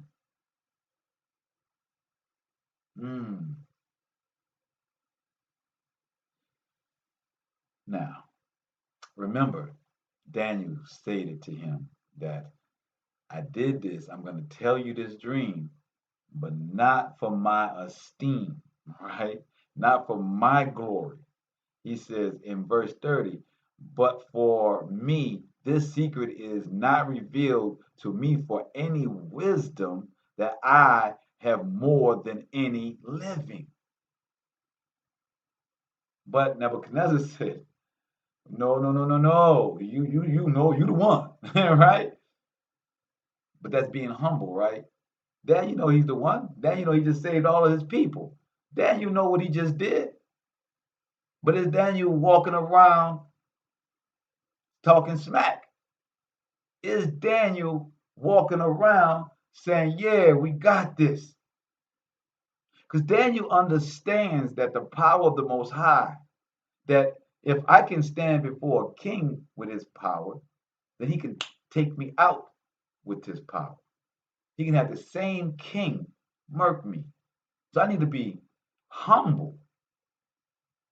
A lot of us, we have an issue with that humble, but we have to know that the Most High requires it. He can't use a loudmouth. He can't use somebody that knows everything. He can't use somebody that's going to give an answer before they go to him and ask. It all goes back to the same thing. Being a servant, a good servant unto the Most High.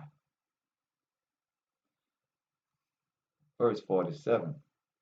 The king answered unto Daniel and said, of a truth it is that your Alahaya Ashur Alahaya is a Shadiah of gods, the Almighty of gods, and a Lord of kings, and a revealer of secrets, seeing thou couldst reveal this secret.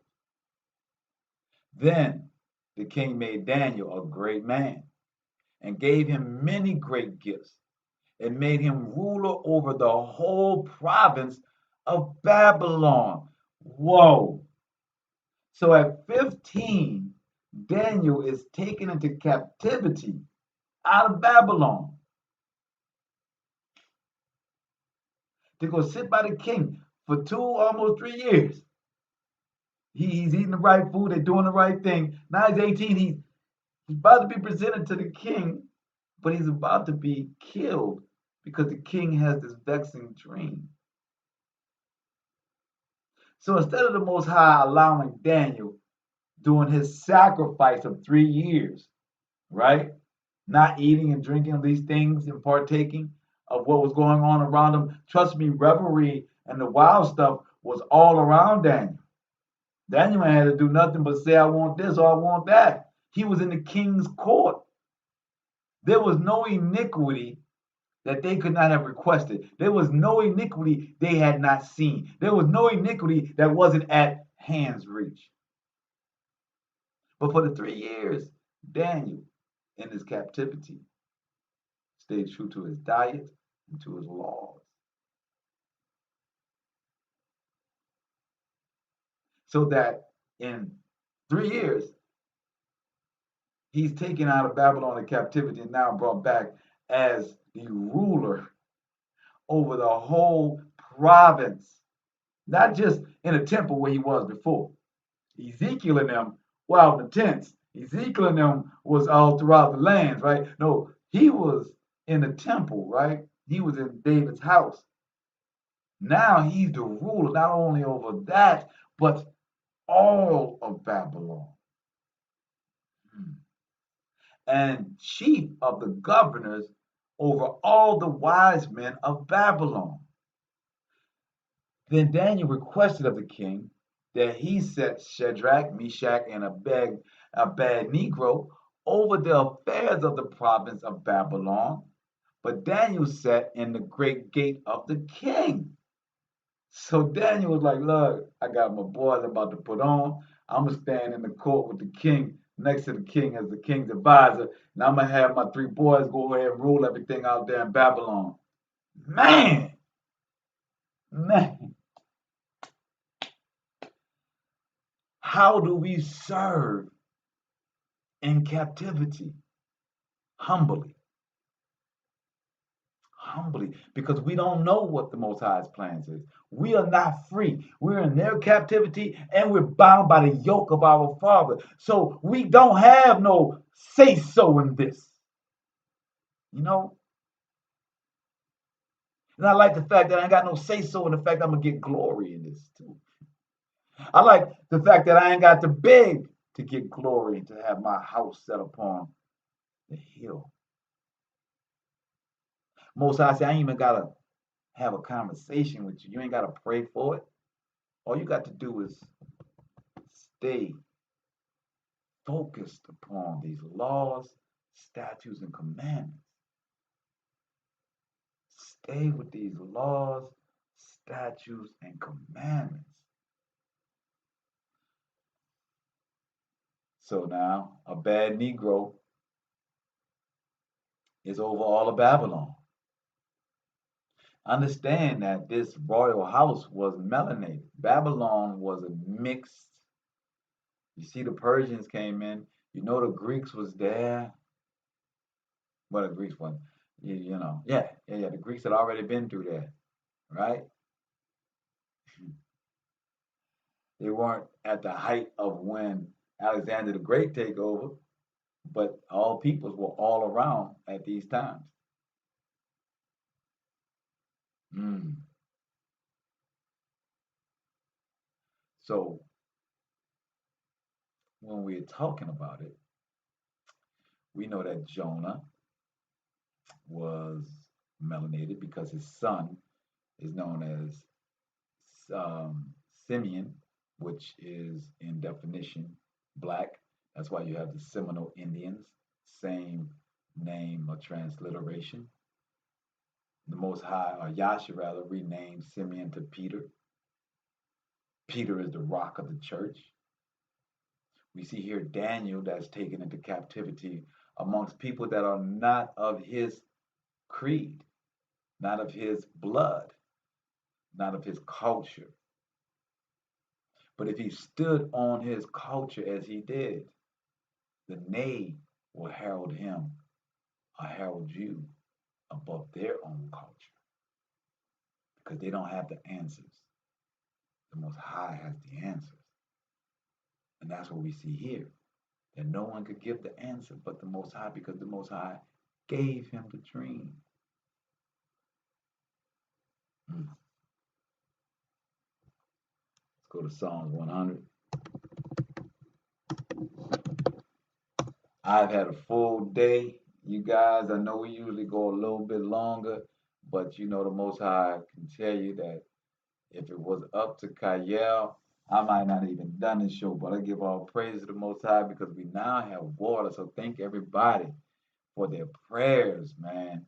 Water is back restored. We give all praises to the Most High for that. You know what I mean? So, you know, yeah, man, it's just been it's as I'm sure for you guys, it's daunting to cut the news on and hear these things. It's daunting to look at these earthquakes and volcanoes and see all these things that are happening unto us right now.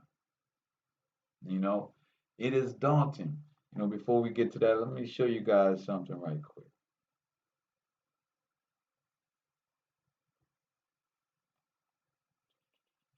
Uh,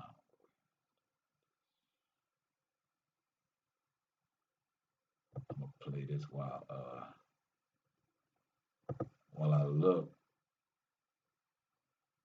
Oh, they're gonna give me a commercial. While I get this information I want for y'all. Alright, man, yeah. We gonna move my verse to the front, Jeff, on this one, man. Hey, yeah, we working on these streets with these goons, you know what I'm talking about? I'm just gonna let it go. Freestyle up in here, you feel me? Or something like a freestyle. Let go.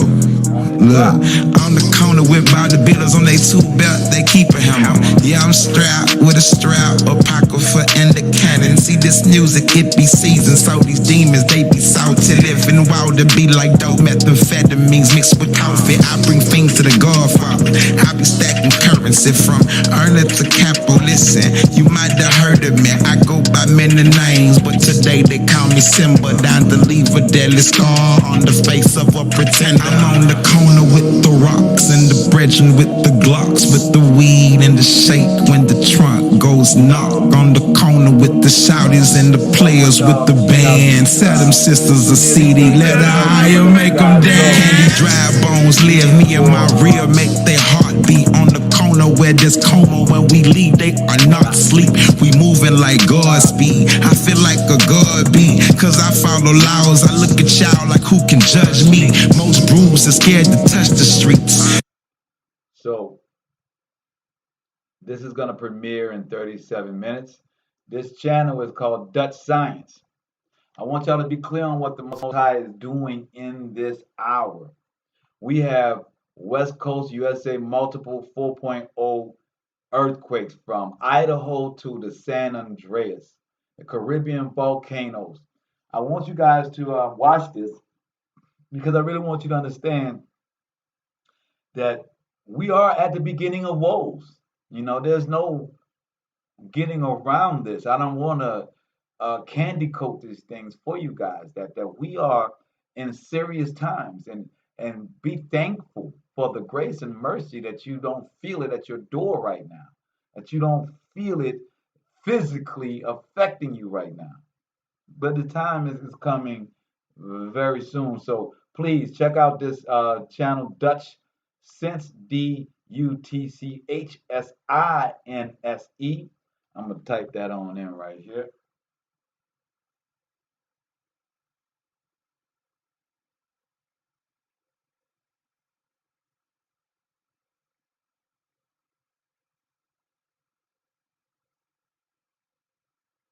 Because we're gonna discuss this when we come back.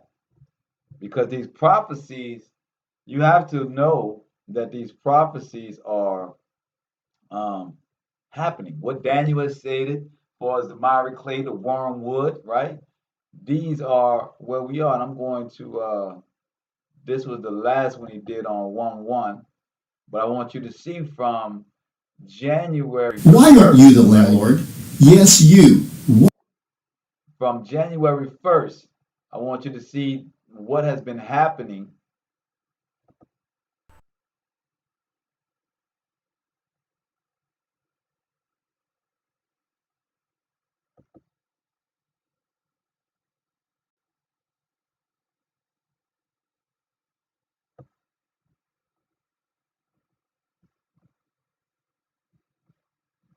Let me show you just a few minutes of this.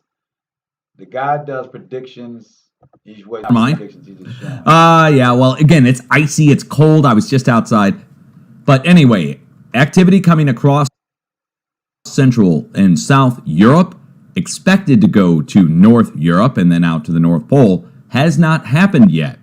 So it's still stuck here and it's still breaking. We might even see a new earthquake break out here of significant size. All right, so on January 1st, he's talking about the seismic activity that was happening in Turkey. This was just the earth moving, right? This is just the earth was moving. And now, as you see, um, today is the 4 days later that the earthquakes did actually are happening right now. As a matter of fact, I would just issue the warning all the way from North Italy back down into Bosnia and back down to Albania that there is the potential, as long as this doesn't go out of Europe, for a new break to take place between our current sets of earthquakes. And you see where the rings overlap here at the tip of the arrow? I think that's Bosnia. So we would watch all the way across the area. Now, I don't know if it would go as high as the 6.4 originally, but it still could be a bigger earthquake, or a big earthquake, I should say. Not bigger, but big, if it does not transfer out of the area soon. Now, there is a little bit of a flow going across the Mediterranean and southwest Europe, 4.7 going out to the Canaries, out towards the Azores. So that's all the activity. It's not that much to talk about. The only one that actually is the new addition is a 4.5 out here in China. You know what? Let's just go take a look. And There we go. I'm like, oh, I'm going to go do an update. Bad move. Oh, well. You know what? I'm not a professional broadcaster. Now, when you look at it from here on your screen, you see all of the earthquakes that have been happening in that time frame. This was 1.5s, 1.6s, 2.5, 3.6 that happened in Oklahoma and then right there in Texas. But there is a thing called a craton plate, right? And these activities, and I want to show it to you. And I don't want to be. Hey, this keeps it real anyway. Let's go up to the north now. Speaking of getting cold, let's go up here into the North United States and going up into Quebec, Canada, eh? Where you guys always have a runny nose. And not from the Rona, it's just from the cold. All right. Oops. Hold on. There we go. So as you'll see right here, these red arrows, as you'll see going here to an X point, and you see the zeros or the circles, right? But you'll see that it's going right here uh, to Kentucky, North Carolina, and then it dips down and comes through Texas and Oklahoma, and then it comes up to Idaho. This is where the telluric lines, what we call the energy grids in the earth, it's where lava and moves through the earth. It has a lot of power from those positions, right? From those lines. Energy, not just because you have lava and you have large land masses creating friction and moving back and forth, it creates a lot of power. That many temples across the world are built on telluric lines. So these are the telluric lines that are going through America. They are coming down out of Canada, as you see them on the top left-hand corner by this little thing. You see it coming down out of Canada into California, going through Idaho, Colorado, dipping into Texas at the top of Texas. Then it comes out of the top of Texas, and you see well, all these circles are earthquakes that are happening along that line. The earthquakes happens along the line. So I'm showing you this to show you that these earthquakes are ramping up at a high level, and they're not random as you think. These volcanoes and earthquakes all align themselves across this telluric lines that run across the map. These are the lines in which, these are the geography things in which FEMA and so many other governments make decisions on what's going to be the impending dangers of the future and how they're going to cattle people into what areas, knowing what areas are going to be safe and what areas are not going to be safe. I'm showing this to you tonight because I want you to see that the energy across the entire earth is moving. The energy from the eastern hemisphere to the western hemisphere is moving across waters, creating volcanoes at sea, creating earthquakes in the sea, then moving their way to land. When we talk about this wormwood coming, if you have lava that took most of the earth, you have the wormwood that destroys the water so no man can drink. We're talking Revelations. We're talking all kingdoms falling because kingdoms can only survive monetarily. So when Daniel is telling us that all the kings, everything is going to disappear once the wormwood hits the water, once the water is destroyed, once the governments are destroyed, we won't be able to come back. As you see, we have a coronavirus and we lost income, and the United States almost folded. We had to print funny money, right? We had to print stimulus checks. Large governments can't handle a true natural disaster that's done by the Most High. So the Most High doesn't have to come out of the sky in an image and point a finger and then this person died, that person died. The Most High is earth. He created his earth. He can have the earth do it. And he is. And his prophecy said that he would. So when Daniel states that these kingdoms will fall when a natural disaster hits the earth on a large enough magnitude, no government, no mankind, no will be able to regroup itself.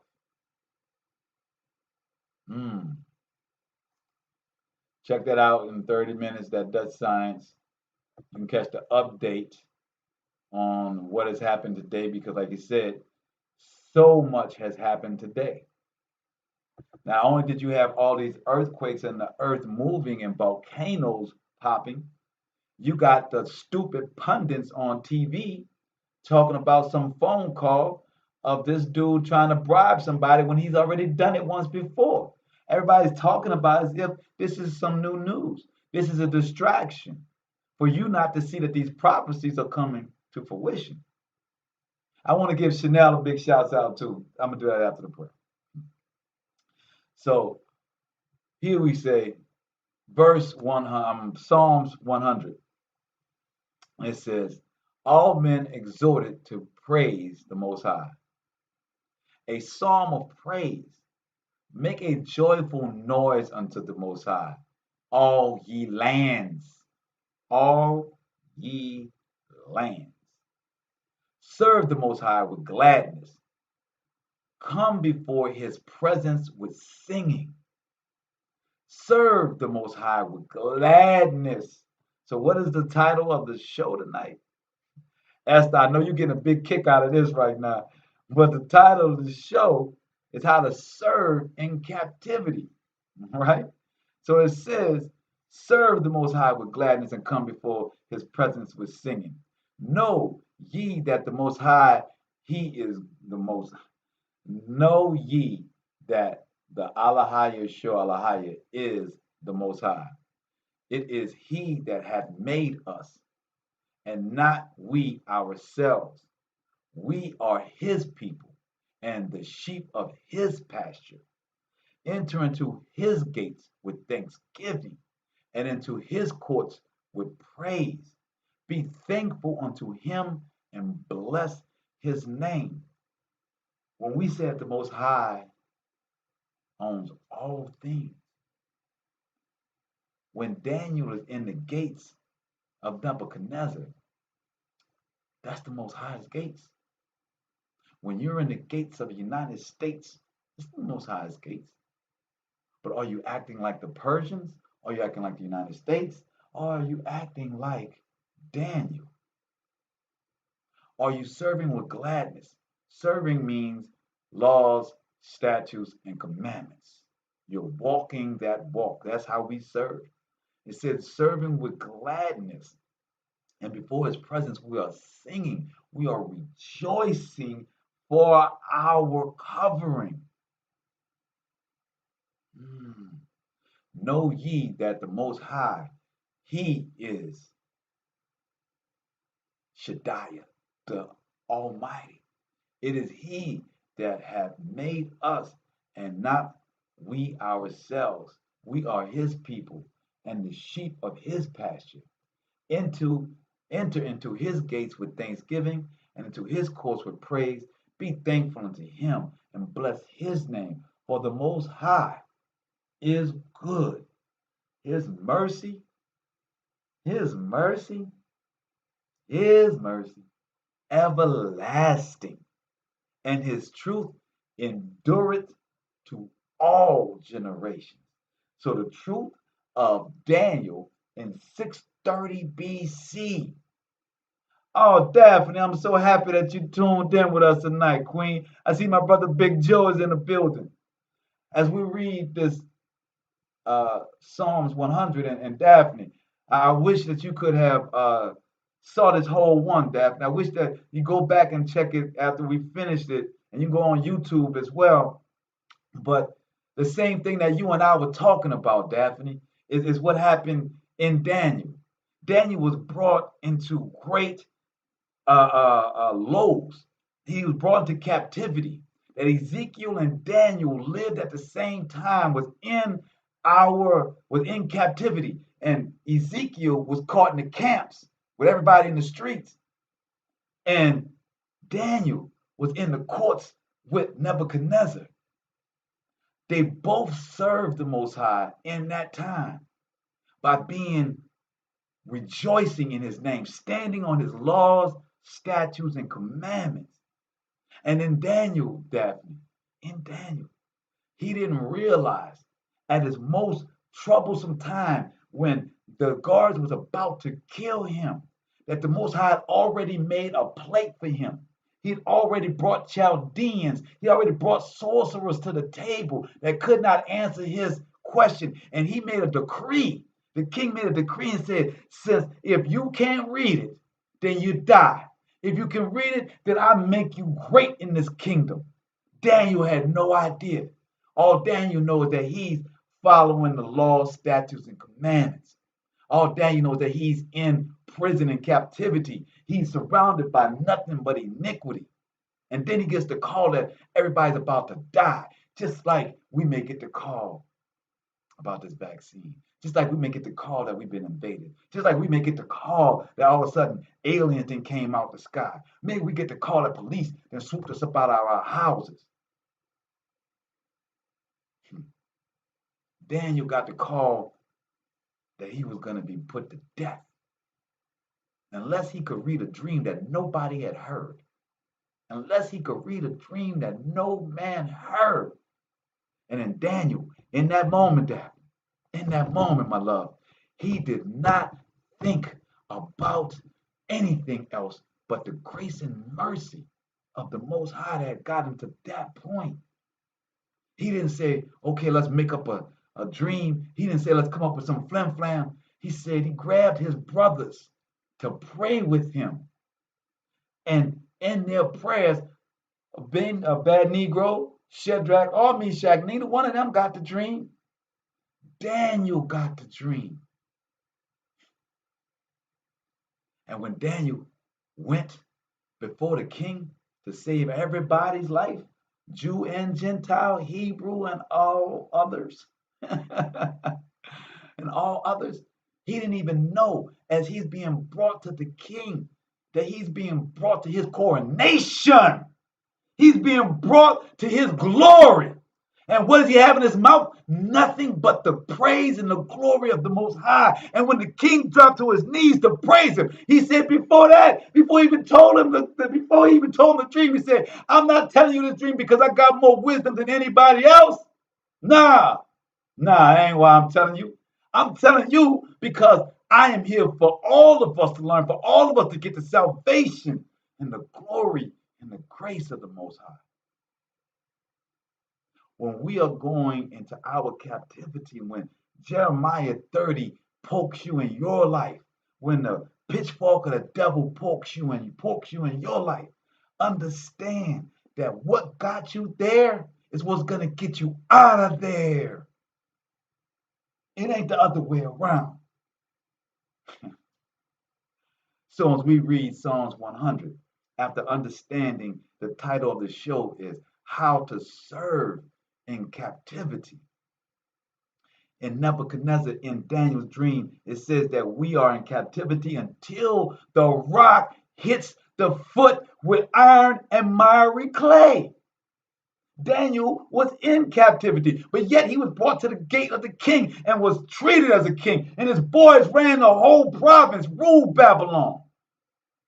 And they were black because Abednego means black slave.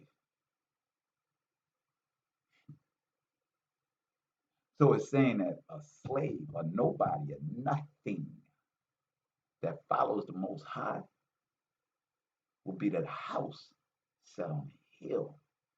Nobody can hide, no man. So we make a joyful noise unto the Most High, all ye lands.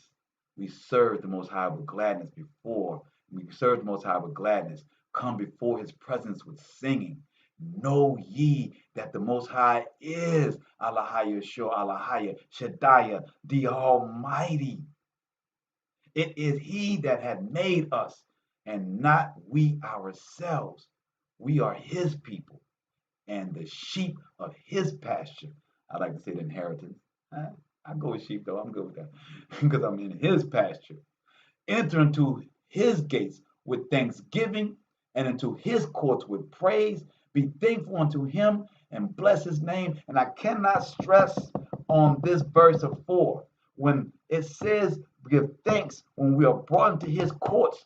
That can be adversarial courts. Nebuchadnezzar was an adversarial court, but Daniel came with praise and was heralded. So you may be brought there. My brother Yawan, you may be brought before the magistrate. Sharon, you may be brought before the kings to prophesy. Chanel, you may be brought before the guillotine. You need to go singing, rejoicing in the Most High, because they want you to shake. They want you to snap out of it. They want you right before you get to the guillotine, Chanel. They be like, oh, God, hold up, please. Wait, can you stop this? No. We don't do that. We said, bro, is that the sharpest you can get the blade? I'm saying. I'm about to lay my head down. I'm just saying y'all could do a better job of the guillotine. You know what I'm talking about? If I would have did it, it'd have a little better neck there. But come on, man, let's get the thing going. See, that's how we going. That's how I'm going to the guillotine. Fully prayed up, knowing that I followed the law, statutes, and commandments while I was here. Knowing that if I'm to be a martyr, if I'm to be a martyrdom, as they say, to go out like Yasha's brother James the just, Jacob the just, his real name, threw the man over a mountain. He did not die. He stood up, and then they stoned him because he was so strong, so powerful in the Most High. Not at one point in time did they change, did they shirk. They stood. The theme tonight is standing in the Most High, standing on the Most High. Be indignant, be belligerent like an alcoholic. I am drunk with the wrath of my Father. Yes, I am. Yes, I am. Well, like I said, I want to get y'all out of here so y'all can catch this Dutch science so you can see the Most High's movement in this hour, in this earth. Don't think that you're by yourself. The earth is a servant unto the Most High as well, and she is doing his will right now. Oh, yes. The governments are falling. Jeremiah 30, Jacob's trouble. We are at the beginning. So we need to know how to serve. That's why we just came out of. That's why, my brother Yawan, that's why we came out of learning the law. That's why we went through the whole book of Leviticus. Because without going through the law and understanding his law, statutes, and commandments of Exodus, then it don't matter what's coming because you won't know what to do. It don't matter how the world is going to end. It doesn't matter what you do. If you don't understand his law, then you won't understand how to maintain. If you don't understand his law, then you don't understand that he's bringing forth all of these tragedies to break the yoke off of our neck so that we may rise as kings and queens. You may not know that. You may be afraid of these people. You may be afraid of being uncomfortable. I'm giving praise and singing. Got my goons with me. You know what I'm talking about? You know what I'm talking about, you want? You know what I'm talking about, Edon? We ready to stand. We talking street level goonery here. We not playing. We not running. We not shucking. We not jiving. We are standing on the Father. Oh, and my sister and Sharonda, Esther, and the Queen, Chanel, we standing. And y'all gonna do it so gracefully. Sashay Yahweh. Y'all don't know about the Most High. Ashley gonna be like, what you talking about, child? Wow! She gonna be hitting them signs. Yeah, I already know. Yeah. That's right. We got that toe and that two-step. Yeah, that's how we going. I know I'm a servant, man. I know my position. Says now I accept my position, my yoke. Now I need to know what to do in these times. Because Daniel didn't know they were going to say he had to be put to death. Daniel didn't know that he was going to be heralded. Daniel didn't know anything but that he was 15 years old, brought into captivity, and he refused to eat their foods. Daniel didn't know nothing. He's 15 years old. All he knows is what he's been taught in the house of David, of David, our king, that the Most High said in chapter 30 of Jeremiah, he's going to raise to reign for us.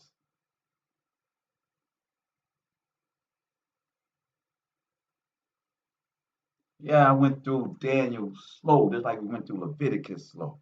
I didn't pull a whole bunch of precepts because we got to eat this.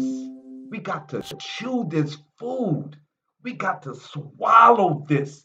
Make it whole in you. Let it grow like the mustard seed that the Father predicted it would be, like he prophesied. He said, put it like becomes the biggest thing from the smallest seed. Let this night, let this moment be your mustard seed of strength. Let this moment right here bring you to tears. Let this moment right here make you want to grab your guns. Let this moment right here make you want to drop to your knees and give praise for the grace and mercy he has given you in this hour.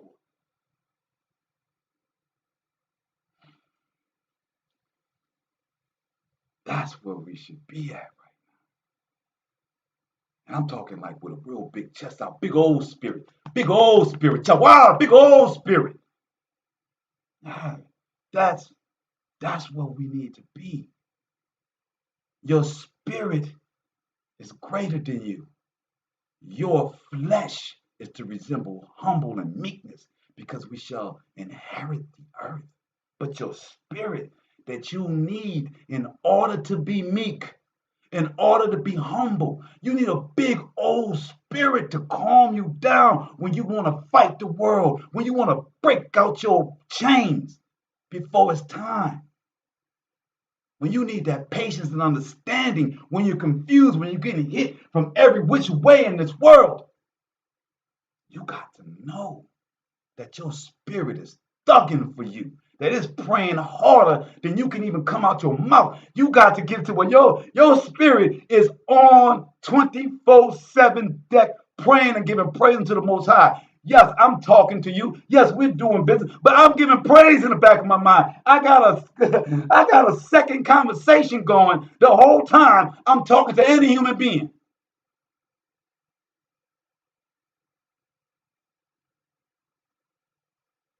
I got a second conversation going on in my head every time I speak to a human being.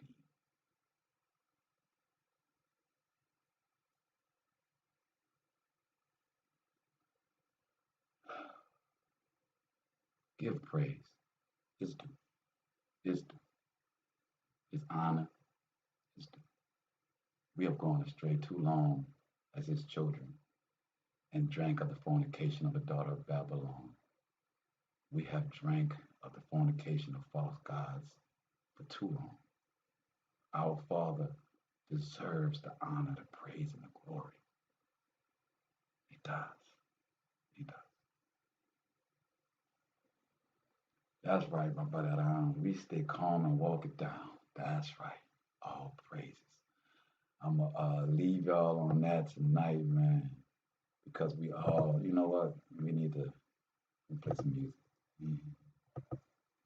You know, because we all need to get that goon up in us, man.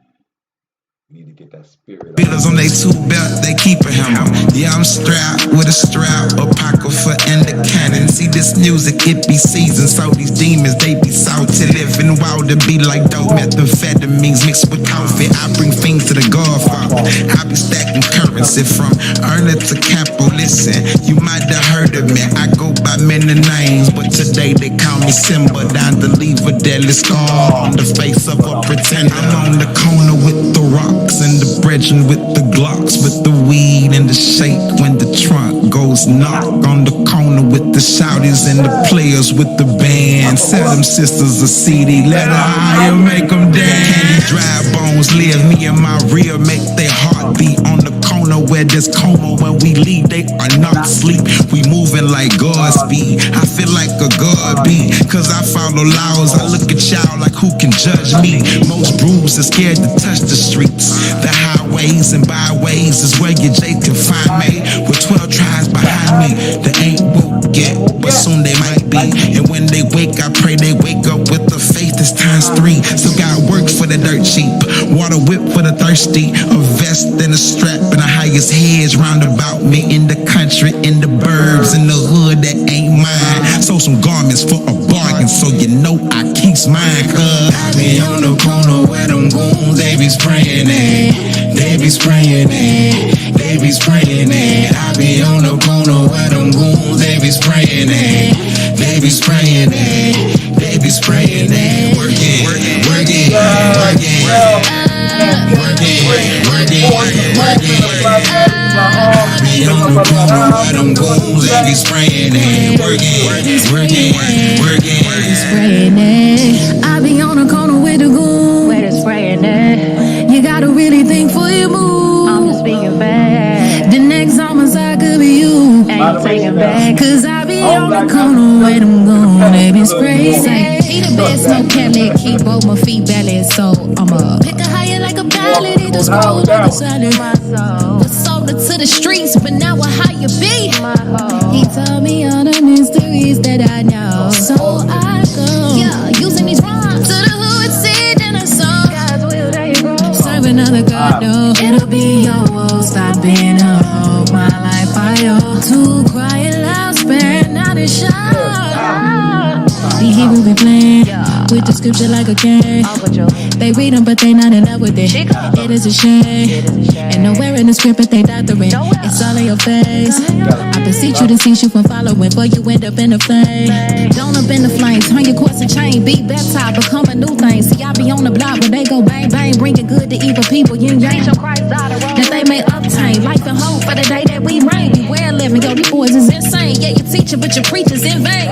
Anybody teaching not to read the law, man, you Judah gonna be dead last. As long as you alive, it ain't too late to turn around and be steadfast. The word of God is alive and well, even on need, baby, no gas. Keep lying on the scripture, nigga, and get exposed with your head at. I be on the corner where them goons, they be spraying it.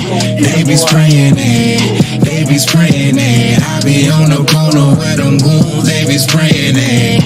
They be spraying it. They be spraying it. Work it, work it, work it, work it, work it, work it, work it. I be on the corner where them goons, they be spraying it. Work it, work it, work it, work it. Spraying it.